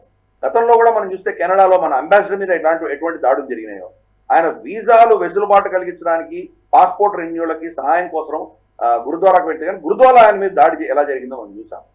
కాబట్టి ఈ 5 దేశాల్లో మాత్రమే ఈ దాష్టికం ఉన్నది. మరి ఇప్పుడు డొనాల్డ్ ట్రంప్ వచ్చారు కాబట్టి దీన్ని ఆయన ఏ విధంగా దాన్ని పరిగణిస్తారో మనం చూడాలి. ఒకవేళ డొనాల్డ్ ట్రంప్ అమెరికాలో దీన్ని ఏదో విధంగా కట్టడి చేసినా కానీ కూడా ఇంకా ఈ లెఫ్టిస్ట్ భావజాలం ఉన్నటువంటి కియర్ స్టార్మర్, తర్వాత మనకు జస్టిన్ ట్రూడో, ఇటువంటి వ్యక్తులు తప్పకుండా దీన్ని వాడుకునేటువంటి పరిస్థితి మనం చూస్తున్నాం. భారత వ్యతిరేకంగా వీళ్ళు వాడుకుంటున్నాం. కానీ అదే పంథాలో యూకే భారతదేశంతో ఎఫ్టీఏ కోసం ప్రయత్నిస్తాం, ఫ్రీ ట్రేడ్ అగ్రిమెంట్ కోసం ప్రయత్నిస్తాం. మీరు మాకు వ్యతిరేకమైన శక్తుల్ని ఏం చేయరు, కానీ మీతో మేము వాణిజ్యం చేయాలా? ఎందుకు చేస్తాము? సో మనం కూడా కండిషన్స్ పెడతాం కదా. సో అందుకని ఈ హిపోక్రసీ వల్లనే ఈ రోజు దాకా యూకే తోటి మనం ఒప్పందం చేసుకోలేదు. ఆల్మోస్ట్ మనం చూస్తే కనుక బోరిస్ జాన్సన్, థెరిసా మే, అప్పటి నుంచి కూడా ఈ చర్చలు జరుగుతున్నాయి. ఎంతో మంది ప్రధానమంత్రులు వచ్చారు పోయారు, అయినా ఈ చర్చలు కొలికి రావట్లేదు. ఎందుకు? దానికి కారణం యూకేనే. ఇటువంటి భారత వ్యతిరేకమైన శక్తుల్ని వాళ్ళు పోషించడం, భారతదేశం ఎవరిని ఎక్స్ట్రాడేట్ చేయమంటున్నామా, విజయమాల్య లాంటి వాళ్ళని సురక్షితంగా ఉంచుకోవడం, ఇటువంటి పిచ్చి పనులు చేస్తున్నారు కాబట్టి మనం దాన్ని ఒప్పుకోవట్లేదు. అలాగే మన మన మన బిజినెస్ మెన్ కానీ మన స్టూడెంట్స్ కానీ ఫ్రీగా అక్కడ వెళ్ళడానికి వెసులుబాటు వాళ్ళు ఇవ్వడానికి సిద్ధంగా లేదు. ఇల్లీగల్ ఇమిగ్రెంట్స్ మాత్రం వస్తున్నారు. ఆ దేశాన్ని కంప్లీట్ గా సర్వనాశనం చేసేటువంటి వాళ్ళు వచ్చినా వాళ్ళకేం పర్వాలేదు, కానీ లీగల్ గా ఒక విధమైనటువంటి సివిలైజ్డ్ పద్ధతిలో అక్కడికి వెళ్ళి పని చేయడం లేదా చదువుకోవడం చేయడానికి వెళ్తున్నటువంటి వాళ్ళకి మాత్రం ఇబ్బందులు కలిగిస్తుంది. కాబట్టి అటువంటి దేశం మరి దాని భవిష్యత్తు ఏమవుతుంది? ఇది మాత్రం చాలా దారుణమైన పరిస్థితి. క్రమేపీ మనం అడ్వైజరీస్ ఇవ్వడం మొదలు పెట్టాలి. ఇటువంటి దేశాలకు వెళ్ళకూడదు అని చెప్పి అడ్వైజరీస్ ఇవ్వడం మొదలు పెట్టాలి. వీళ్ళని బ్లాక్మెయిల్ చేసి వీళ్ళని ఎక్స్పోజ్ చేయాలి. వీళ్ళని కంప్లీట్ గా హిపోక్రసీని బయట ప్రపంచ పటంలో వీటి ముందు తీసుకురావాల్సిన ఆవశ్యకత మనకు. ఎస్ సార్, ఇక నెక్స్ట్ అంశము ఈ ఎక్స్పాన్షనిస్ట్ విధానాలు, విస్తారవాద విధానాలు చైనా అవలంబిస్తున్నమాట మనకు తెలుసు. మీరు చాలాసార్లు మనం BRI గురించి, బెల్ట్ అండ్ రోడ్ ఇనిషియేటివ్ గురించి మనం చెప్తూనే ఉన్నాము. సో ఇప్పుడు US రంగంలోకి దిగినట్టుగా కనబడుతోంది. ఇప్పుడు ట్రంప్ అడ్మినిస్ట్రేషన్ వచ్చిన తర్వాత పనామా విషయంలో, గ్రీన్లాండ్ విషయంలో ఆయన చాలా పట్టుదలతో ఉన్నట్టుగానే మనకు స్పష్టంగా తెలుస్తోంది. గ్రీన్లాండ్ కానివ్వండి, ఇప్పుడు పనామా అని కానివ్వండి, టేక్ ఓవర్ చేసే విషయంలో సీరియస్గానే ఉన్నట్టుగా తెలుస్తోంది. ఇప్పుడు రీసెంట్గా ఒక డెవలప్మెంట్ ఉంది. పనామా విషయంలో ఇంతకుముందు BRIలో చేర్చుకునే ప్రయత్నం చైనా చేసింది, ఆ తర్వాత మళ్ళీ US ప్రెషర్తో ఆగిపోయింది. బట్ ఇప్పుడు రీసెంట్గా అయితే పనామాలో ఉన్నటువంటి హాంకాంగ్ బేస్డ్ CK హట్చిసన్ అనే కంపెనీ షేర్స్ పూర్తిగా almost majority stakes BlackRock తీసుకుంది. బ్లాక్ రాక్ యుఎస్కి సంబంధించిన కంపెనీ. సో అంటే యుఎస్ ఏదో ఒక విధంగా పనామాని పూర్తిగా తమ అధీనంలోకి తీసుకునే ఒక ప్రయత్నం చేస్తున్నట్టుగా స్పష్టంగా అర్థమవుతోంది. సో ఒకసారి దీని గురించి వివరిస్తారా? ఏంటి పనామా స్పెషాలిటీ ఏంటి, దానివల్ల యుఎస్కి ఒరిగేదేంటి, అండ్ గ్రీన్లాండ్ విషయంలో ఎందుకంత ఖచ్చితంగా ఉంది చెప్తారా? పనామా అన్నది ఈస్ట్ నుంచి వెస్ట్ కి అమెరికాకు వెళ్ళాలంటే పనామా కెనాల్ ద్వారానే వెళ్ళాలి. And south America, north America మధ్య ఉంటుంది. Correct. North America, south America మధ్యలో నుండి చిన్న భూభాగం ఏదైతే దాన్ని కట్ చేసి పనామా కెనాల్ పెట్టారు. వీళ్ళు ఫర్ ఇన్స్టెన్స్ మనకు ఈస్ట్ కోస్ట్, న్యూయార్క్, న్యూజెర్సీ, ఇక్కడ నుంచి మనం కాలిఫోర్నియా ఇటు వెళ్ళాలంటే కనుక వాళ్ళ సైన్యం తిరగాలి, వాళ్ళ నేవీ తిరగాలి, వాళ్ళ వాణిజ్యం వెళ్ళాలి. మనకు తెలుసు సముద్రం మార్గం గుండా తీసుకువెళ్తే అన్నిటికంటే తక్కువ ఖర్చుతో మనం సాధించవచ్చు. అదే ట్రైనో, రోడ్డో, ఫ్లైట్లో తీసుకెళ్తే చాలా ఖర్చుతో కూడినటువంటి వ్యవహారం అది. కాబట్టి వాళ్ళ both civilian and defence purposes కి చాలా కీలకమే. పనామా ఏం చేసిందంటే క్రమేపీ చైనా దాన్ని వాళ్ళ అధీనంలో తీసుకునే ప్రయత్నం చేయడంతో అటు వెళ్ళిపోయింది. BRIలో భాగంగా వాళ్ళు దాన్ని చైనాతో కలిశారు. ప్లస్ అట్లాంటిక్ ఓషన్, తర్వాత పసిఫిక్ ఓషన్, రెండు ఎండ్స్ లో కూడాను దీని మేనేజ్మెంట్ ఎవరైతే చేస్తున్నారో ఆ మేనేజ్మెంట్ కంపెనీ అన్ని కూడా చైనా కంపెనీస్ టేక్ ఓవర్ చేసింది. దాంతో అమెరికన్ సెక్యూరిటీకి చాలా దెబ్బలు అవుతుంది. ఎందుకు? సపోజ్ వీళ్ళ స్టెల్త్ సబ్మరైన్స్ కానీ, లేదా వీళ్ళ షిప్పులు కానీ, కార్వెట్స్, వీళ్ళ ఎయిర్ క్రాఫ్ట్ క్యారియర్స్ కానీ ఏవి ప్రయాణం చేయాలన్నా, ఈస్ట్ నుంచి వెస్ట్, వెస్ట్ నుంచి ఈస్ట్కి వెళ్ళాలన్నా పనామా కెనాల్ గుండా వెళితే కనుక చైనీస్ కంపెనీలు కూర్చొని అక్కడ వాచ్ చేస్తున్నాయి. ఈ టెక్నాలజీ ఏంటి, వీళ్ళ కమ్యూనికేషన్ ఏముంది, ఇవన్నీ కూడా వింటున్నాయి. అలాగే ఎందుకు మూవ్మెంట్స్ ఉన్నాయి, ఈ మూవ్మెంట్స్ ని పసిగట్టి దాన్ని రేపటి రోజు బ్లాక్ చేయగలిగినటువంటి పరిస్థితి వచ్చినా మనం ఆశ్చర్యపడక్కర్లేదు. చైనాతో యుద్ధం జరిగితే కనుక వాళ్ళు బ్లాక్ చేయొచ్చు. ఇది చాలా సెక్యూరిటీ థ్రెట్. ఇది వాళ్ళ సెక్యూరిటీ సంస్థలు చాలా కాలంగా చెప్తున్నా బైడెన్ ప్రభుత్వం దాని గురించి ఏం పట్టించుకోలేదు. ఇన్ఫాక్ట్ బైడెన్ అయితే అపస్మారక పరిస్థితిలో ఉన్నారు మనకు తెలుసు. ఆయన కంప్లీట్ డిమెన్షియా ఉన్నది, ఆయన ఏం చేస్తున్నాడు ఆయనకే తెలియదు. ఆ ప్రభుత్వం 4 ఏళ్ళు కూడా ఒబామా రన్ చేసినట్టు మనకు స్పష్టంగా తెలుస్తుంది. కమలా హ్యారిస్కి అంత విజ్ఞానం లేదు, ఆవిడకి సబ్జెక్ట్ మీద పట్టు లేదు, సబ్జెక్ట్ తెలియదు ఆవిడకి. కాబట్టి ఇద్దరే వాళ్ళిద్దరిని పక్కన పెట్టేసి ఒబామా నడిపించినట్టు మనకు స్పష్టంగా తెలుస్తుంది. కాబట్టి ఒబామా ఈ గ్లోబలిస్టు ఇటువంటి ఆలోచనలు ఉండి చైనాకు వీళ్ళకు వత్తాసు పలుతున్నటువంటి వ్యక్తి కాబట్టి అతను ఏం చేయలేదు. దాంతో ఈ యొక్క అమెరికన్ సెక్యూరిటీ దెబ్బతే. కాబట్టి పనామా వాళ్ళకి అంత కీలకమైంది. ఎందుకంటే పనామాని టేక్ ఓవర్ చేస్తామని చెప్పేసి అని చెప్పారు. ఇన్ఫాక్ట్ స్పీచ్ లో కూడా ఏం చెప్పారంటే ఏదో విధంగా దిస్ వే ఆర్ దట్ అన్నాడు. ఏదో ఒక విధంగా నేను పనామాని టేక్ ఓవర్ చేసి తీరుతాను అని చెప్పారు. సరే, ఇప్పుడైతే black rock Hutchinson, Hong Kong based Hutchinson company యొక్క షేర్స్ వాళ్ళు కొనేస్తున్నారు. అమెరికన్ కంపెనీల అధీనంలో ఉంది. కానీ ఆయన పనామా కెనాల్ ని మాత్రం అమెరికన్ టెరిటరీ కింద డిక్లేర్ చేయబోతున్నాడు. దానికి నేపథ్యం తయారు చేస్తున్నాడు ఆయన.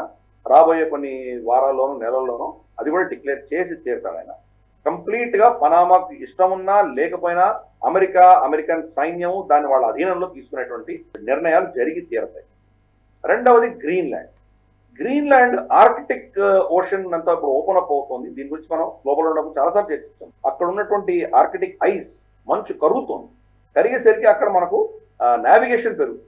అంటే అక్కడ నుంచి మన షిప్పులు పోవడం కావచ్చు, చాలా దగ్గరగా మనం ఇప్పుడు ఫర్ ఇన్స్టెన్స్ రష్యా నుంచి యూరోప్ కానీ, రష్యా నుంచి మనకు భారతదేశానికి రావాలన్నా కానీ చాలా షార్ట్ రూట్. మనకు ఈ అట్లాంటిక్ ఓషన్కి వెళ్ళి, తర్వాత మనకు మెడిటరేనియన్ సీలోకి వెళ్ళి, మనకు సూయజ్ కెనాల్ నుంచి ఎంత తిరిగి రావాలంటే చాలా కష్టంతో కూడినట్టు చాలా సమయం పట్టేటువంటి పరిస్థితి. ఆర్కిటిక్ ఓపెన్ అయిందంటే కనుక చాలా కీలకమైనటువంటి నావిగేషన్ రూట్స్ ఓపెన్ అవుతాయి. రెండు, అక్కడ చాలా హైడ్రోకార్బన్స్ ఉన్నాయని తెలుస్తుంది. హైడ్రోకార్బన్స్ అంటే మనకు పెట్రోలియం ప్రోడక్ట్స్. అక్కడ డ్రిల్ చేస్తే కనుక ప్రపంచవ్యాప్తంగా ఇంతవరకు ఉన్న ఖనిజాల కంటే ఇంకా ఎక్కువ అక్కడ ఉంది అని మనకు అర్థమవుతుంది. కాబట్టి అది చాలా క్రూషియల్, చాలా క్రిటికల్ అవుతుంది. చైనా దాని మీద కన్నేసి చైనా చాలా కాలంగా వాళ్ళు ఒక నెరేటివ్ ఏం తీసుకొచ్చారంటే వీఆర్ నియర్ ఆర్క్టిక్ పవర్ అని చెప్తున్నారు. ఆర్క్టిక్ సముద్రానికి చాలా దూరం ఉన్నారు, ఎక్కడా వాళ్ళ సరిహద్దులు లేదు, కానీ నియర్ ఆర్క్టిక్ పవర్ అని చెప్పుకుంటారు వాళ్ళతో. లేటెస్ట్ గా నువ్వు నేను మొన్న ఒమాన్ కు వెళ్ళినప్పుడు చైనీస్ రిప్రజెంటేటివ్ ఏం చెప్పాడైనా we are near Indian Ocean power అని చెప్పడం. నియర్, అవును, కరెక్ట్. ఇండియన్ ఓషన్ సంబంధమే లేదు వాళ్ళకి. ఇండియన్ ఓషన్ వాళ్ళ సరిహద్దుల్లో సౌత్ చైనా సీ దాటిన తర్వాత మలేషియా ఉంది, తర్వాత ఇండోనేషియా ఉంది, తర్వాత సింగపూర్ ఉంది. సో కాబట్టి దాని తర్వాత ఎక్కడో మలక్కా స్టేట్ దాటి వస్తే కానీ ఇండియన్ ఓషన్ రాదు, కానీ నియర్ ఇండియన్ ఓషన్ పవర్ అని మొదలుపెట్టారు. అంటే దీంట్లో మా అధికారాలు ఉన్నాయి, మా ఇంట్రెస్ట్ ఉన్నాయి, కాబట్టి ఇక్కడ మేము జోక్యం చేసుకుంటాము అని చెప్పడానికి ఇటువంటి టర్మ్స్ వాళ్ళు మొదలుపెట్టారు. ఇది అర్థం చేసుకొని డొనాల్డ్ ట్రంప్ ఏం చేశారంటే గ్రీన్లాండ్ మీద వాళ్ళు కన్ను వేశారు. గ్రీన్లాండ్ మనం కనుక మన అధీనంలో తీసుకోకపోతే చాలా ఇబ్బంది అవుతుంది. అక్కడ మొత్తం పాపులేషన్ 50-60 వేల మంది నుంచి లేదు, కానీ చాలా పెద్ద ద్వీపం అది. ఆస్ట్రేలియా తర్వాత సెకండ్ లార్జెస్ట్ ఐలాండ్ ప్రపంచం. అక్కడ ఉన్నటువంటి రిసోర్సెస్ కానీ, అక్కడ ఉన్నటువంటి నావిగేషన్ కానీ, ఇవన్నీ కూడా చాలా క్రూషియల్ అవుతాయి. చైనా ఇంత లోపల ఏం మొదలు పెట్టిందంటే గ్రీన్లాండ్ లో ఉన్నటువంటి వ్యక్తులు ఎన్నో వేల సంవత్సరాల క్రితం చైనా నుంచి వలసపోయినటువంటి వాళ్ళు హాన్ చైనీస్ సంతతి అక్కడ ఉన్నారు మొదలుపెట్టారు. అంటే మాబ్ డిఎన్ఏ మా బ్లడ్డే కాబట్టి మేము మళ్ళీ వెనక్కి తీసుకుంటామన్న ఒక నేరేటివ్ మొదలుపెట్టారు చైనా. ఇవన్నీ చూసి American deep state deep state అంటే పాజిటివ్ డీప్ స్టేట్, అమెరికాని శక్తివంతమైన దేశంగా ఉంచాలి అనుకుంటున్నటువంటి వ్యక్తులు, వాళ్ళ పర్సనల్ అజెండా కాకుండా చూస్తున్నటువంటి వాళ్ళ పెంటగన్ లాంటివి సెక్యూరిటీ ఎస్టాబ్లిష్మెంట్ ఎంత ఉందో వాళ్ళు దీన్ని ఒప్పుకోవడానికి సిద్ధంగా లేదు. కాబట్టి ఎట్టి పరిస్థితుల్లో గ్రీన్లాండ్ మన అధీనంలో ఉండాలి అని నిర్ణయించారు. అందుకనే కాంగ్రెస్ లో ఆయన స్పీచ్ లో కూడా ఏం చెప్పారంటే గ్రీన్లాండ్ ప్రజలు వాళ్ళు సార్వభౌమత్వం వాళ్ళకు ఉన్నది, ఎవరితో వెళ్ళాలని నిర్ణయించవచ్చు, మాతో వస్తే మీకు సెక్యూరిటీ ఇస్తాను, తర్వాత మీకు అద్భుతమైనటువంటి ధనము ఆస్తి సంపద వస్తుంది మీకు అని ఒక క్యారెట్ అండ్ స్టిక్ రెండు పెట్టాడు. సో అందుకోసం ఆయన టేక్ ఓవర్ చేయడానికి సిద్ధపడ్డాడు. అదే స్టేట్మెంట్ ఆయన ఏం చెప్పారంటే ప్రపంచ శాంతి కోసం గ్రీన్లాండ్ మేము టేక్ ఓవర్ చేయక తప్పదు అని. చైనాకు ఆర్క్టిక్ ఓషన్ తోటి సంబంధం లేకుండా కట్ చేయాలి అని ప్రయత్నం. రష్యాతో ఇప్పుడు ఒప్పందం జరిగిపోయిందంటే రష్యా యుఎస్ఏ కనుక నార్మలైజ్ చేసుకునేటువంటి రిలేషన్షిప్ ని మనకు అలాస్కాకి తర్వాత రష్యాకి ఉన్నటువంటి చిన్న గ్యాప్ నుంచి ఆర్క్టిక్ సీకి వెళ్ళేటువంటి ప్రాంతాన్ని చైనాకి వీడు బ్లాక్ చేసి వెళ్తారు. కాబట్టి మొత్తం ఆర్క్టిక్ సీని చైనాకు డినై చేయాలనే దృష్ట్యా డొనాల్డ్ ట్రంప్ పనిచేస్తుంది. డొనాల్డ్ ట్రంప్ చేస్తున్న ప్రతి స్టెప్ కూడాను యాంటీ చైనాగానే ఉన్నది. చైనానే నాకు పెద్ద శత్రువు, కాబట్టి చిన్న శత్రువు అయినట్టు రష్యాతో నేను ఒప్పందం చేసుకుంటాను అని నిర్ణయించుకున్నాను. ఆయన టార్గెట్, ఆయన ఫోకస్ చాలా స్పష్టంగా ఉన్నది. అదే పంథాలో పనామా గ్రీన్లాండ్ కూడా ఆయన కంట్రోల్లో తీసుకునేటువంటి ప్రయత్నాలు చేస్తారు. Okay, right sir. ఇక ఒకసారి పాకిస్తాన్కి వద్దాం. పాకిస్తాన్ లోని బలూచిస్తాన్ ఇది ఇంకా తీవ్రమైన యుద్ధంగానే మారుతున్నట్టుగా కనబడుతోంది. Baloch Liberation Army, Balochistan Liberation Front, Baloch Republican Guards, Sindhi Liberation Organisation, Sindhu Desh Revolutionary Army, ఇవన్నీ కలిపి ఒక దగ్గరికి వస్తున్నట్టుగా తెలుస్తుంది. వీళ్ళందరూ కలిసి ఒక కూటమిగా ఏర్పడి బలూచ్ రాజీ అజోయ్ సంగార్ BRAS పేరిట పాకిస్తాన్కు వ్యతిరేకంగా పోరాడాలని నిర్ణయిస్తున్నారు. సో చిన్న చిన్న గ్రూపులుగా ఉన్నవన్నీ కూడా ఏకతాటిపైకి వచ్చి పాకిస్తాన్కి వ్యతిరేకంగా ఒక యుద్ధమే ప్రకటిస్తున్నట్టుగా కనబడుతోంది. సో దీన్ని ఎట్లా అర్థం చేసుకోవాలి, ఒకసారి డీటెయిల్స్ చెప్తారా? గతంలో బలూచి లిబరేషన్ ఆర్మీ ఒకలాగా వాళ్ళు ఫైట్ చేస్తే, యుద్ధాలు చేస్తే, బలూచి లిబరేషన్ ఫ్రంట్ వేరే ప్రాంతాల్లో వాళ్ళు చేయడం, బలూచ్ రిపబ్లికన్ గార్డ్స్ ఇంకొక దగ్గర చేయడం, వీళ్ళ మధ్యలో ఒక విధమైనటువంటి అవగాహన రాహిత్యం ఉండడంతో, వీళ్ళు పెద్దగా ఒకరినొకరు అనుసంధానం చేసుకోకుండా యుద్ధం చేయడంతో వీళ్ళ శక్తి చాలా తక్కువ ఉండేది, వీళ్ళు చేయగలిగినటువంటి టార్గెట్స్ తక్కువ ఉండేవి.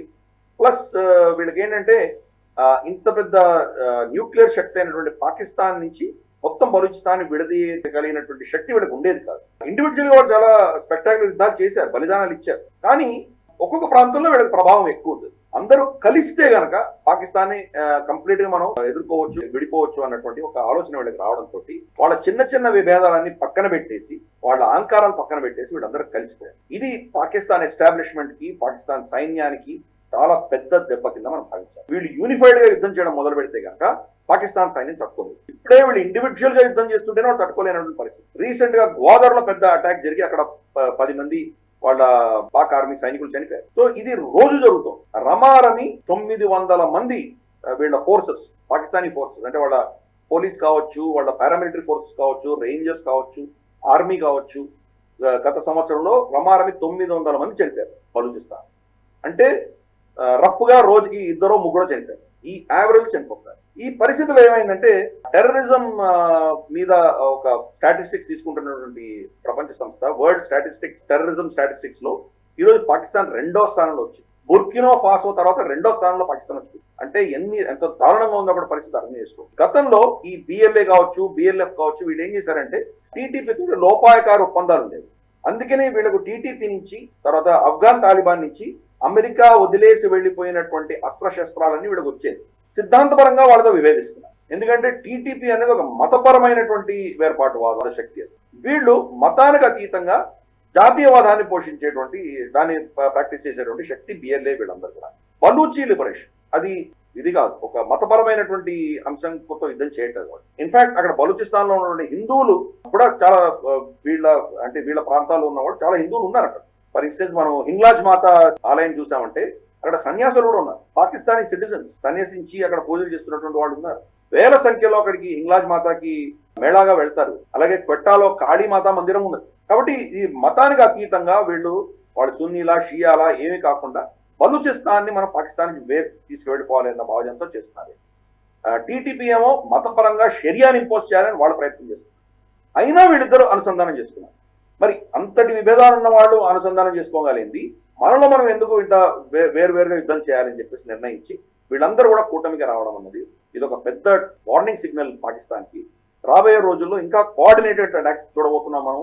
పాకిస్తాన్ ఈ రోజైతే షరీఫుల్లాని హ్యాండ్ ఓవర్ చేశారు మనకు అమెరికాకు, కానీ రేపటి రోజు వీళ్ళ మీద మరి వాళ్ళు కూడా ఐఎస్కేపీ కూడా టార్గెట్ చేయడం మొదలు పెడితే మరి పాకిస్తాన్ ఎక్కడ అతను ఐఎస్కేపీ మనకు ఐసిస్ ఖొరాసాన్ ప్రావిన్స్ ఏదైతే ఉందో దానికి చెందినటువంటి వ్యక్తి. అంటే అన్ని యాంగిల్స్ నుంచి కూడాను పాకిస్తాన్ ని వాళ్ళు ముట్టడి చేసేటువంటి పరిస్థితులు రాబోతాయి. ఒక సైడ్ ఐఎస్కేపీ, ఇంకో సైడ్ టీటీపీ, ఇంకో side Taliban, Afghan Taliban. In fact ఈ రోజు మనం రికార్డ్ చేస్తున్నంత వరకు కూడా అక్కడ మనకు తోర్ఖం బార్డర్ లో మొత్తం 10-15 రోజులు అయింది, మొత్తం వాణిజ్యం స్తబ్దం అయిపోయింది. రెండు సైడ్ నుంచి ఫైరింగ్ అవుతున్నాయి. పాకిస్తాన్ ఆర్మీ నుంచి ఫైరింగ్ అవుతుంది, ఆఫ్ఘనిస్తాన్ సైడ్ నుంచి ఫైరింగ్ అవుతుంది. వాళ్ళేమో వీళ్ళు పెడుతున్నట్టు ఫెన్సింగ్ ని యాక్సెప్ట్ చేయట్లేదు. అదే ప్రాంతాల్లో వచ్చి వాళ్ళ బార్డర్ పోస్టులు పెట్టుకుంటున్నారు. మొత్తం ఆ ప్రాంతం అంతా కూడా కంప్లీట్ గా స్తబ్దం అయిపోయింది. ఇప్పుడు రంజాన్ మాసం నడుస్తోంది. ఈ టైంలో వీళ్ళు ఇక్కడ నుంచి పాకిస్తాన్ చాలా ఫుడ్ ఐటమ్స్ అన్ని కూడా ఎక్స్పోర్ట్ చేస్తారు. అవన్నీ కూడా ఆగిపోయి ఉన్నాయి ప్రస్తుతానికి. కాబట్టి ఒక టీటీపీ, ఒక ఆఫ్ఘన్ తాలిబాను, తర్వాత 3 మనకు ఖొరాసాన్ ప్రావిన్స్ ఐసిస్ కావచ్చు, తర్వాత మనకు బలూచీలు, సింధీలు, ఇంతమంది కలిస్తే కనుక మరి పాకిస్తాన్ గతం అవుతుంది. గతంలో వీళ్ళు ఏం చేసేవాళ్ళంటే వీళ్ళలో ఉన్నటువంటి విభేదాలని వాళ్ళు ఎక్స్ప్లాయిట్ చేసి ఎవరినో ఇంకో థర్డ్ పార్టీని తీసుకొచ్చి వీళ్ళలో ఉన్న శక్తిని వాళ్ళు ఏదో విధంగా కంట్రోల్ చేసేవారు. ఇంతమంది కలిసిపోతే వాళ్ళ పరిస్థితి ఏమో పాకిస్తాన్. అందుకని దుర్భరమైన పరిస్థితులకు పాకిస్తాన్ వెళ్తున్నది. మరి ఇప్పుడు డొనాల్డ్ ట్రంప్ హయాంలో వాళ్ళు మళ్ళీ ఏదో విధంగా వాళ్ళని అమ్ముకుని వాళ్ళు మరి అమెరికా సాయం తీసుకునేటువంటి పరిస్థితి వస్తుందా మనం వేచి చూడాలి. సరే, షరీఫుల్లా విషయం ఒకటి. రెండోది, బహుశా ఇప్పుడు కనుక యుక్రెయిన్ రష్యా మధ్యలో యుద్ధం కనుక ఒక విధంగా కొలిక్కి వస్తే కనుక పీస్ కీపింగ్ ఫోర్స్ వెళ్ళాలంటే బహుశా యూరోపియన్ పీస్ కీపింగ్ ఫోర్స్ రష్యాకి యాక్సెప్టబుల్ కాదు. అలాగే ఇంకేదైనా చైనీస్ ఫోర్స్ కానీ ఎవరైనా వస్తే అది వాళ్ళకి యాక్సెప్టబుల్ కాదు. కాబట్టి మధ్యలో బలిపశువుగా పాకిస్తానీ సైన్యాన్ని అక్కడ పంపిస్తారు. వీళ్ళేముంది, దీంట్లో 100 మంది చనిపోయినా వీళ్ళకి ఏం పెద్ద లెక్కలేదు. దానికి మిలియన్స్ ఆఫ్ డాలర్స్ వస్తాయి. కాబట్టి వీళ్ళ జనరల్స్ వీళ్ళందరూ హ్యాపీగా వీళ్ళు హవాయిలోనో న్యూజిలాండ్లోనో ఇళ్ళు కొనుక్కొని సెటిల్ అవుతారు. కాబట్టి వాళ్ళ సైన్యాన్ని మళ్ళీ కిరాయికి ఇవ్వడానికి సిద్ధపడుతుంది పాకిస్తాన్. చూద్దాం రాబోయే రోజుల్లో ఏం పరిస్థితి ఉందో. వీళ్ళందరూ కలిసేసరికి మరి వాళ్ళు ఎలా పాకిస్తాన్ సైన్యం మీద, ఎస్టాబ్లిష్మెంట్ మీద ఎటువంటి అటాక్స్ చేయబోతున్నారో, ఎటువంటి పరిస్థితులు రాబోతున్నాయో వెయిట్ చేద్దాం. రైట్ సార్, ఇక ఈ వారం మనం వెస్టర్న్ హిపోక్రసీ సెగ్మెంట్ లోకి వెళదాం. వెస్టర్న్ హిపోక్రసీలో ఆస్కార్ అవార్డ్స్ గురించి మనం మాట్లాడాలి సార్. యాక్చువల్లీ ఆస్కార్ అవార్డ్స్ లో ఒక డాక్యుమెంటరీకి అవార్డు వచ్చింది. నో అదర్ ల్యాండ్ అనే డాక్యుమెంటరీకి ఆస్కార్ అవార్డు వచ్చింది ఈ సంవత్సరం. సో ఇది పాలస్తీనాకు సంబంధించి లేకపోతే అక్కడ ఉన్నటువంటి పరిస్థితుల మీద తీసినటువంటి డాక్యుమెంటరీ. పూర్తిగా one sided arguments. Basel Adra అనే డైరెక్టర్ అయితే ఆయన స్పీచ్ లో మాట్లాడుతూ ఆయన అంటున్నారు, we call on the world to take serious actions to stop the injustice and to stop the ethnic cleansing of Palestinian people. అంటే అఫ్ కోర్స్ ఇది ఎవరినైతే ఉత్సాహపరచాలో, ఎవరినైతే అట్రాక్ట్ చేయగలదో ఆ స్టేట్మెంటే ఇది కూడా. సో ఆ డీప్ స్టేట్ లేకపోతే ఈ శక్తుల్ని, కొంత ఇస్లామోఫోబియా అనే దాన్ని బయటకు తీసుకొచ్చినటువంటి శక్తుల్ని సంతృప్తి పరిచే విధానం. సో ఆఖరికి సృజనాత్మకమైనటువంటి ఫీల్డ్స్, ముఖ్యంగా సినిమాకి సంబంధించినటువంటి మాధ్యమాల్లో కూడా ఇదే కనబడుతోంది. ఒకసారి దీన్ని మీరు ఎట్లా అర్థం చేసుకోవాలి, దీని గురించి చెప్తారా? డీటెయిల్స్ చెప్పండి. మనకు ఎలాగైతే బాలీవుడ్ ఉర్ఫ్ కరాచీ వుడ్ మన దేశంలో ఉందో, అలాగే హాలీవుడ్ కూడా ఉర్ఫ్ ఇస్లామావుడ్ అని పిలవచ్చు. సో పరిస్థితి అదే. లిటరల్ గా చూస్తే కనుక ఎంటర్టైన్మెంట్ ఇండస్ట్రీలో వీళ్ళ కంట్రోల్ అన్నది ఇస్లామిక్ శక్తుల కంట్రోల్ ఎంత గణనీయంగా ఉందో మనం అర్థం చేసుకోవచ్చు. మన దేశంలో అదే పరిస్థితి. విలన్ ఎప్పుడు కూడా హిందూ ఉంటాడు, వాళ్ళని కాపాడేది ఒక ముస్లిం మౌలవీనో ఎవరో కాపాడతారు. ప్రతి సినిమాలో అదే చూడొచ్చు. ఈవెన్ తానాజీ సినిమాలో కూడా చూస్తే కనుక ముందర యుద్ధంలో వెళ్ళేటువంటి వ్యక్తి చిన్నపిల్లవాడు ఇస్లామిక్ టోపీ వేసుకొని వెళ్తాడు. కాబట్టి ఈ యొక్క నెరేటివ్ ఇస్లాం ని ముస్లిం అట్రాసిటీస్ ని నార్మలైజ్ చేయడము, ఇస్లాం ఏతర మతాలని కించపరచడము అన్నది ఒక నెరేటివ్ అన్నది మనకు ఎంటర్టైన్మెంట్ ఇండస్ట్రీలో ప్రపంచవ్యాప్తంగా చూస్తుంది. హాలీవుడ్ లో కూడా ఇదే పరిస్థితి. ఆస్కర్స్కి వచ్చినటువంటి సినిమాలు ఉన్నాయో దాంట్లో నుంచి అదే పనిగా దీన్ని పిక్ చేసుకోవడం ఎందుకు. నో అదర్ ల్యాండ్ అన్నటువంటి డాక్యుమెంటరీని పిక్ చేసుకుని బసల్ అద్రా అన్నటువంటి వ్యక్తి చేసిన దానికి ఆస్కర్ ఇచ్చారు. సరే నేను నిర్ణయించారు. సరే అతను ఇచ్చిన స్పీచ్ నువ్వు చెప్పావు ఆల్రెడీ. అంటే ఏకపక్షంగా మాట్లాడుతుంది. Cleansing of Palestinian people. Cleansing of Palestinian people అంటే కనుక ఒక జనసైడ్ కింద అతను అభివర్ణిస్తుంది. కానీ నిజంగా చూస్తే కనుక ఆ ప్రాంతంలో జూవిష్ సంస్కృతిని కంప్లీట్ గా క్లెన్స్ చేసిందే ఇస్లాం. ఇస్లామిక్ రాజ్యాలు వచ్చిన తర్వాత, ఖలీఫ్ వచ్చి అక్కడ ఆక్రమించుకున్న తర్వాత మిగిలిపోయినటువంటి జ్యూస్ అందరికీ మీరు ముస్లింస్ అవుతే బతకండి, ఇక్కడ ఉండండి, లేకపోతే మిమ్మల్ని చంపేస్తామని చెప్పి వాడిని దేశ బహిష్కరణ చేసి కోత కోసినటువంటి ప్రాంతం అది. కాబట్టి ఈ రోజు పాలస్తీనియన్ పీపుల్ ని క్లెన్జింగ్ చేస్తున్నాడడంలో ఏం కాంట్రాస్ట్ ఉందో మనం చూడవచ్చు. రెండవది, October 7 జరిగినటువంటి దాడులు ఎంత కిరాతకంగా జ్యూస్ ని వాళ్ళు చంపారు, వాళ్ళని హాస్టేజెస్ గా తీసుకున్నారు. పాపం చిన్న చిన్న అమ్మాయిలని వాళ్ళ స్తనాలు కట్ చేసి వాళ్ళు రోజు ఏడుస్తుంటే వాళ్ళని రేప్ చేయడం, చిన్న చిన్న పిల్లల్ని మైక్రోవేవ్ లో పెట్టి తగలబెట్టడం, ఇటువంటి కిరాతకమైన పనులు చేసిన దాని గురించి మాత్రం వీళ్ళు ఎవరు నోరు మెదలపెట్టారు. కంప్లీట్ గా పాలస్తీన్ ఒత్తాసు పలుకుతున్నటువంటి పరిస్థితి. ఇన్ఫాక్ట్ మనం చూస్తే గై పియర్సే అన్నటువంటి ఒక సెలబ్రిటీ, అతను మొమెంట్ ఆఫ్ ఫేమ్ అనే ఒక సినిమాలో అతను యాక్ట్ చేశారు. అతను కూడా పాలస్తీన్ ఫ్లాగ్ పెట్టుకుని కూర్చున్నాడు. వీళ్ళు ఎల్జీబీటీక్యూ ఈ లెఫ్టిస్ట్ భావజాలం ఉన్నటువంటి వాళ్ళు హమాస్ చేతిలో పడితే కనుక వీళ్ళని 5వ అంతస్తు తీసుకెళ్లి పైనుంచి కాళ్ళు పట్టుకొని కింద పడేసి వాళ్ళ తల చిట్లే లాగడం చంపుతారు. కానీ వీళ్ళు వాళ్ళకి ఒత్తాసు. ఇది దారుణమైన పరిస్థితి. ఇంకా దారుణమైన పరిస్థితి ఏంటంటే దీంట్లో హయీమ్ కట్స్మెన్ అని చెప్పేసి ఒక ఇజ్రాయిలీ జ్యూ, ఇతనికి బసల్ అడ్రాకి ఫ్రెండ్. ఇతను తీస్తున్న సినిమాలో అవును కదా మీరు చాలా కష్టపడుతున్నారు కదా అని చెప్పి తను ఒక చిన్న భూమిక, ఒక చిన్న పాత్ర తను పోషించాడు. అయినా కానీ కూడా అన్ఫార్చునేట్లీ October 7 ఆయన చనిపోయాడు. ఈ October 7 దాడిలో మనకు పాలస్తీనియన్ హమాస్ దాడి చేసినప్పుడు ఆ దాడిలో ఈయన చనిపోయాడు. కనీసం గౌరవప్రదంగా అతని మాట కూడా ఇక్కడ మెన్షన్ చేయలేదు. నా మిత్రుడు చనిపోయాడు, అతని ఆత్మకు శాంతి కలగాలనో, లేదా నా కంట్రిబ్యూట్ చేసిన అతనికి ధన్యవాదాలు చెప్పుకుంటున్నానో, ఇటువంటి అకృత్యాలు జరగకూడదు, ఇద్దరు శాంతిగా ఉండాలనో ఏదో స్టేట్మెంట్ ఇచ్చాడు. తన సినిమాలో యాక్ట్ చేసినటువంటి జ్యూని కూడా అతను రికగ్నైజ్ చేయకుండా స్పీచ్ లో విస్మరించాడంటే ఎంతటి ఇస్లామిక్ వేర్పాటువాదము, ఒక తీవ్రవాదంతో అతను ప్రవర్తిస్తున్నాడు అర్థం చేసుకోవచ్చు. అటువంటి శక్తులకి ఆస్కార్ వాళ్ళ అవార్డు ఇవ్వడం అన్నది మరి వెస్టర్న్ హిపోక్రసీ కాకపోతే.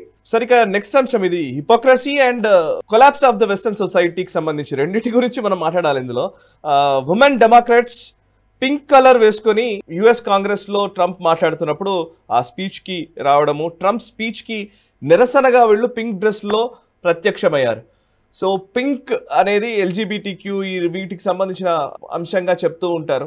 గతంలో ఒక ఉమెన్ కోసమే అనుకునే వాళ్ళం, బట్ ఇది ఎల్జీబీటీక్యూ సపోర్టింగ్ దానిలాగా కనబడుతుంది. వోక్నెస్ ని ప్రజెంట్ చేయడం ఒకటి, ఇంకొక వైపు వాళ్ళకున్న ఈ ఉమెన్ పేరిట వీళ్ళు మాట్లాడతారు. కానీ నిజానికి స్పోర్ట్స్లో ఉన్న పరిస్థితి చూస్తూ ఉంటే ఆడవాళ్ళ గేమ్స్లోకి మగవాళ్ళు వచ్చి మెడల్స్ తన్నుకుపోతున్న పరిస్థితులు కనబడుతున్నాయి. దానికి వీళ్ళు సపోర్ట్ చేస్తున్నారు మళ్ళీ in the name of women. ఇది ఈ రెండింటి గురించి వివరిస్తారా? అంటే మనం చూస్తే కనుక డెమోక్రాట్ సెనేటర్స్ కానీ వీళ్ళ కాంగ్రెస్ మెన్ కానీ ఎవరైతే ట్రంప్ స్పీచ్ కి వెళ్ళారో వీళ్ళు కాంగ్రెస్ దీంట్లో, అక్కడ వీళ్ళు పింక్ డ్రెస్సులు వేసుకునేది ఇందాక మనం చర్చించుకున్నాం. ఎందుకు వీళ్ళు ఎల్జీబీటీక్యూని సపోర్ట్ చేయడానికి వెళ్ళారు. కానీ అంతకంటే వీళ్ళు చేసిన దారుణమైన పరిస్థితి ఏంటంటే బయటికి రాగానే టేక్ ద నీ అని చెప్పేసి వాళ్ళు ఒక చేస్తారనమాట. జార్జ్ ఫ్లాయిడ్ ని చంపినప్పుడు మనకు తెలుసు కదా, జార్జ్ ఫ్లాయిడ్ అతను అరెస్ట్ చేస్తున్నప్పుడు అతను రెసిస్ట్ చేస్తే కాలుతోటి నొక్కేసరికి అతను చనిపోయిన విషయం మనకు తెలుసు కదా. తర్వాత మనకి ఎటువంటి బ్లాక్ లైవ్స్ మ్యాటర్ అన్నటువంటి ఉద్యమాలు ఎలా జరిగినాయో మనకు తెలుసు కదా. సో కాబట్టి ఆ స్టాండ్ తీసుకున్నారు. అంటే హాల్ నుంచి బయటికి రాగానే వీళ్ళందరూ కూర్చొని స్టాండ్ తీసుకున్నారు. అంటే వేసుకొచ్చింది పింక్ డ్రెస్. రెండవది బ్లాక్ లైవ్స్ మ్యాటర్ మీద వీళ్ళు ఏదో మేము చాలా బ్లాక్ లైవ్స్ సపోర్ట్ చేస్తామని చెప్పడం. అదే బ్లాక్ కుర్రవాడు 13 ఏళ్ల కుర్రవాడు క్యాన్సర్ సర్వైవర్, అతనికి గౌరవం ఇస్తుంటే కనుక అతని సమర్థంగా వీళ్ళు నిలబడ్డారు. Hypocrisy one. సెకండ్, ఈ యొక్క ఎల్జీబీటీ క్యూను సమర్థిస్తున్నారు, కానీ మీ దేశంలో ఉన్నటువంటి నార్మల్ వైట్ అమెరికన్స్ ఎవరైతే కష్టపడి పనిచేస్తున్నారో నార్మల్ వర్కర్స్, వాళ్లకు వ్యతిరేకంగా మీరు పనిచేస్తున్నారు. ఈ యొక్క ఇల్లీగల్ ఇమిగ్రెంట్స్ వల్ల చనిపోతున్నటువంటి వాళ్ళు, కష్టపడుతున్నటువంటి వాళ్ళు, వాళ్ళకు మీరు సమర్థించట్లేదు. మీ యొక్క భావజాలాన్ని మీరు సమర్థిస్తున్నారు, కానీ దేశం ఎట్లా పోయినా, సమాజం ఎట్లా పోయినా మీకు దానికి సంబంధం లేదు. సో అందుకని ఇది అబ్సల్యూట్ హిపోక్రసీ వీళ్ళ డెమోక్రాట్ పార్టీది. సరే, వాళ్ళు ఏం చెప్తాం, ముందు రోజే వాళ్ళు వీళ్ళని అంటే మన స్త్రీల స్పోర్ట్స్ లో మగవాళ్ళు పార్టిసిపేట్ చేయాలి అని చెప్పేసి వాళ్ళు దానికి ఓటేశారు.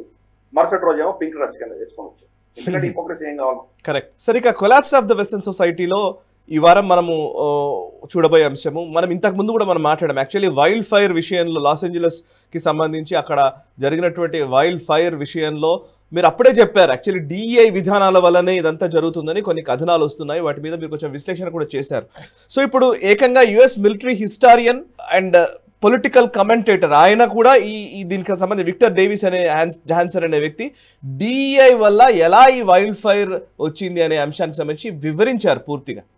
సో డైవర్సిటీ, ఈక్విటీ, ఇంక్లూజన్ పేరిట దేశాలు నాశనం అవుతున్నాయి అనేది ఒక సొసైటీ పరంగా నాశనం చేయడం ఒక లెక్క అయితే, నిజానికి ప్రకృతి వైపరీత్యాలకు కూడా వీళ్లే కారణము అవుతున్న సందర్భాలు కూడా ఉన్నాయి నిజానికి. సో అంటే వైల్డ్ ఫైర్ వచ్చినప్పుడు దాన్ని కంట్రోల్ చేయలేని పరిస్థితులకి ఒకసారి ఆయన ఏం చెప్పారో ఆ డీటెయిల్స్ కొంచెం చెప్తారా? ఆయన వీళ్ళ లెఫ్టిస్ట్ భావజాలం ఉన్నటువంటి ఈ డెమోక్రాటిక్ పార్టీ చేస్తున్నటువంటి విధానాలు ఎట్లా వాళ్ళ సమాజానికి కంటకంగా తయారయ్యాయో చాలా స్పష్టంగా చెప్పారు ఆ వీడియోలో. ఆయన చెప్పింది ఏంటంటే, ఈ మొత్తం సమాజాన్ని 19వ శతాబ్దంలోకి తీసుకువెళ్ళేటువంటి ప్రయత్నాలు వీళ్ళు చేస్తున్నారు. ఈ సమాజాన్ని అంటే మన కాలిఫోర్నియా మనకు తెలుసు, సిలికాన్ వ్యాలీ ఉంది, అక్కడ మోస్ట్ అడ్వాన్స్డ్ టెక్నాలజీ ఉన్నటువంటి ప్రాంతం. హాలీవుడ్ ఉన్న ప్రాంతంలో ఇంతమంది ఇన్ని బిలియన్స్ ఆఫ్ డాలర్స్ నష్టపోయారు, మొత్తం వాళ్ళ ఇళ్ళని దగ్ధమైపోయినాయి, వాళ్ళకు ఇన్సూరెన్స్ కూడా లేదు. ఇంత దారుణమైన పరిస్థితి వచ్చినప్పుడు ఆయన ఏం చెప్పారంటే, మళ్ళీ సమాజాన్ని మొత్తాన్ని కూడా కంప్లీట్ గా 19వ శతాబ్దానికి తీసుకెళ్లే ప్రయత్నం చేస్తున్నారు వీళ్ళు. ఈ మొత్తం ప్రాంతాన్ని వీళ్ళు డీసివిలైజ్, అక్కడ ఉన్నటువంటి సాంస్కృతిక పరమైన ఎలాగైతే సెటిల్మెంట్ ఏదైతే అయిందో దాన్ని మళ్ళీ ఆటవిక జాతి దాకా తీసుకెళ్లేటువంటి ప్రయత్నం చేస్తున్నాడు ఇతను. అలాగే ఇండస్ట్రియలైజ్ చేస్తున్నాడు, ఇక్కడ ఉన్నటువంటి ఇండస్ట్రీ అంతా సర్వనాశనం చేసి మళ్ళీ వెనక్కి తీసుకెళ్లే ప్రయత్నం చేస్తున్నాడు వీళ్ళు. అలాగే మనం చూస్తే కనుక దీన్ని కంప్లీట్ గా డీఫార్మింగ్ చేస్తున్నారు. ఇక్కడ మనకు వ్యవసాయం కంప్లీట్ గా చంపేస్తున్నారు. దేనికి? ఎన్వైరన్మెంటల్ ప్రొటెక్ట్ చేయాలని, ఇంకేదో డిఈఐ, ఇంక్లూజివ్నెస్, డైవర్సిటీ, ఈక్విటీ, ఇటువంటి పేర్లతోటి అవసరమైనటువంటి ఏదైతే మనకు సమాజంలో కావాలో, మనకు మంటలు వస్తే కనుక, అగ్ని ప్రమాదాలు జరిగితే కనుక దాన్ని ప్రొటెక్ట్ చేసుకోవడానికి మనకు కావాల్సిన నీళ్లు ఎక్కడ నిల్వ చేయాలో అది నిల్వ చేయడం మానేశారు వాళ్ళు. అలాగే దానికి చేయవలసిన చర్యలు ఏవైతే ఉంటాయో, మనకు ఫర్ ఇన్స్టెన్స్ కొన్ని ప్రాంతాల నుంచి వీటిని వైదొలగాల్సిన పరిస్థితి ఉంటుంది, అవి చేయకుండా ఏదో చేపలు పెరుగుతున్నాయి కాబట్టి ఆ నీళ్లు దాన్ని టచ్ చేయమనడం. అలాగే మీ ట్యాంకర్స్ లో మీకు రెడీగా ఉంచుకోవడానికి పంపింగ్ కెపాసిటీని మీరు ఫోకస్ చేయలేదు. ఇవన్నీ చాలా తప్పిదాలని ఎక్స్పోజ్ చేసి దీనికి వ్యతిరేకంగా మీ ప్రయారిటీ అంతా కూడాను ఈ డైవర్సిటీ, ఈక్విటీ, ఇంక్లూజన్, డిఈఐ యొక్క అజెండాను ముందు తీసుకోవడానికి మీరు ప్రయత్నాలు చేశారు. మొత్తం టాప్ టు బాటమ్, అంటే మీ స్టోరేజ్ దగ్గర నుంచి, పంపింగ్ దగ్గర నుంచి, మీ ఫైర్ ఫైటింగ్ ఎక్విప్మెంట్ దగ్గర నుంచి, ఫైర్ ఫైటింగ్ ట్రైనింగ్ దగ్గర నుంచి చూసుకుంటే కనుక ప్రతి అంశంలో కూడా మీరు ఎక్కడ కూడా కంప్లీట్ గా ఫండింగ్ ఆపేశారు. వాళ్ళకి ఎక్కడ కూడా వాళ్ళ సమర్థన లేకుండా చేశారు. పైపెచ్చు ఈ యొక్క ఫైర్ ఫైటింగ్ అధినేతను కూడా మీరు ఒక ఎల్జీబీటీక్యూ అతన్ని పెట్టారు. కాబట్టి మీ ఫోకస్ అంతా ఎక్కడ ఉన్నది? ప్రజలు కాదు, సమాజం కాదు. ఈ సమాజాన్ని కంప్లీట్ గా 19వ శతాబ్దంలోకి తీసుకెళ్లేటువంటి ప్రయత్నం మీరు చేస్తున్నారు. చాలా దారుణమైన పరిస్థితి అని చెప్పేసి ఈయన చెప్పడం మనం చూసాం మనం. కాబట్టి ఇది కొలాప్స్ ఆఫ్ వెస్టర్న్ సొసైటీలో మనం అదే పనిగా పెట్టుకుంటున్నాము. ఇటువంటి సో కాల్డ్ కొత్త ఐడియాలజీస్ తీసుకొని వచ్చి వాళ్ళ సమాజంలో ఎన్నో శతాబ్దాలుగా ఉన్నటువంటి ఒక సంస్కృతి కావచ్చు, ఒక విధానాలు కావచ్చు, దీనికి భిన్నంగా వీళ్ళు ప్రవర్తించడం వల్ల వచ్చేటువంటి విపత్కరమైన పరిస్థితులు ఆల్రెడీ మనం చూసాము. ఇంకా రాబోయే రోజుల్లో ఏ పరిస్థితి అవుతుందో, ఎలా పెడుతుందో మనకు తెలియదు.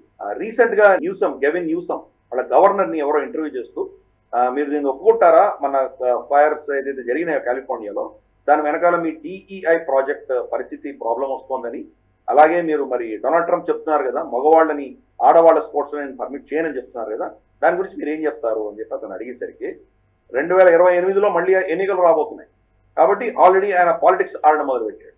లాజిక్ చూడాలి, లాజిక్ చూసి దాన్ని ప్రవర్తించాలి. కొంత కనుక అటువంటి పరిస్థితులు ఉంటే మనం వాళ్ళని అవాయిడ్ చేయాలి. కానీ వాళ్ళు నిజంగా కనుక లింగ మార్పిడి జరిగితే మనం దాన్ని యాక్సెప్ట్ చేయొచ్చు. అంటే కర్ర విరగకుండా పాము చావకుండా ప్రయత్నం ఆయన చేస్తున్నాడు ఓట్ల కోసం. ఇదంతా కూడా ఓటు రాజకీయము, తర్వాత ఈ పతనం చెందినటువంటి సిద్ధాంతాన్ని వాళ్ళు కాపాడుకునే దిశగా చేస్తున్న పనుల వల్ల ఆ సమాజం అతలాకుతలం అవుతున్నది, సమాజాన్ని రక్షించే శక్తులన్నీ క్షీణించి. అందుకని ఈ సొసైటీ భయంకరంగా కొలాప్స్ అవుతుంది. Right sir, thank you very much Giridhar గారు. చాలా విషయాలు మీరు ఓపిక్గా వివరించారు. Thank you very much sir. So చూశారు కదా, ఇది ఈ వారం గ్లోబల్ రౌండప్. వచ్చే వారం గ్లోబల్ రౌండప్లో మళ్ళీ కలుద్దాము. ఈ ఎపిసోడ్ మీకు నచ్చినట్లయితే వెంటనే లైక్ చేయండి, 10 మందికి షేర్ చేయండి, అండ్ మీ కమెంట్స్ ద్వారా మీ అభిప్రాయాలు మాతో పంచుకోండి. మనసా వాచా కర్మణ దేశహితం కోసం పరితపించే నేషనలిస్ట్ గ్రూప్ ఆఫ్ ఛానల్స్ని సబ్స్క్రైబ్ చేసుకొని జాతీయవాద జర్నలిజాన్ని ప్రోత్సహించండి. Thank you very much. ఈ వీడియో మీకు నచ్చినట్టయితే లైక్ చేయండి, 10 మందికి షేర్ చేయండి, అలాగే కామెంట్ల రూపంలో మీ అభిప్రాయాలను మాతో పంచుకోండి. Nationalist hub group of channels ను సబ్స్క్రైబ్ చేసుకుని తెలుగునాట జాతీయవాద జర్నలిజాన్ని ప్రోత్సహించండి. ఈ వీడియో కింద ఉన్న బెల్ ఐకాన్ పై క్లిక్ చేయడం మర్చిపోవద్దు.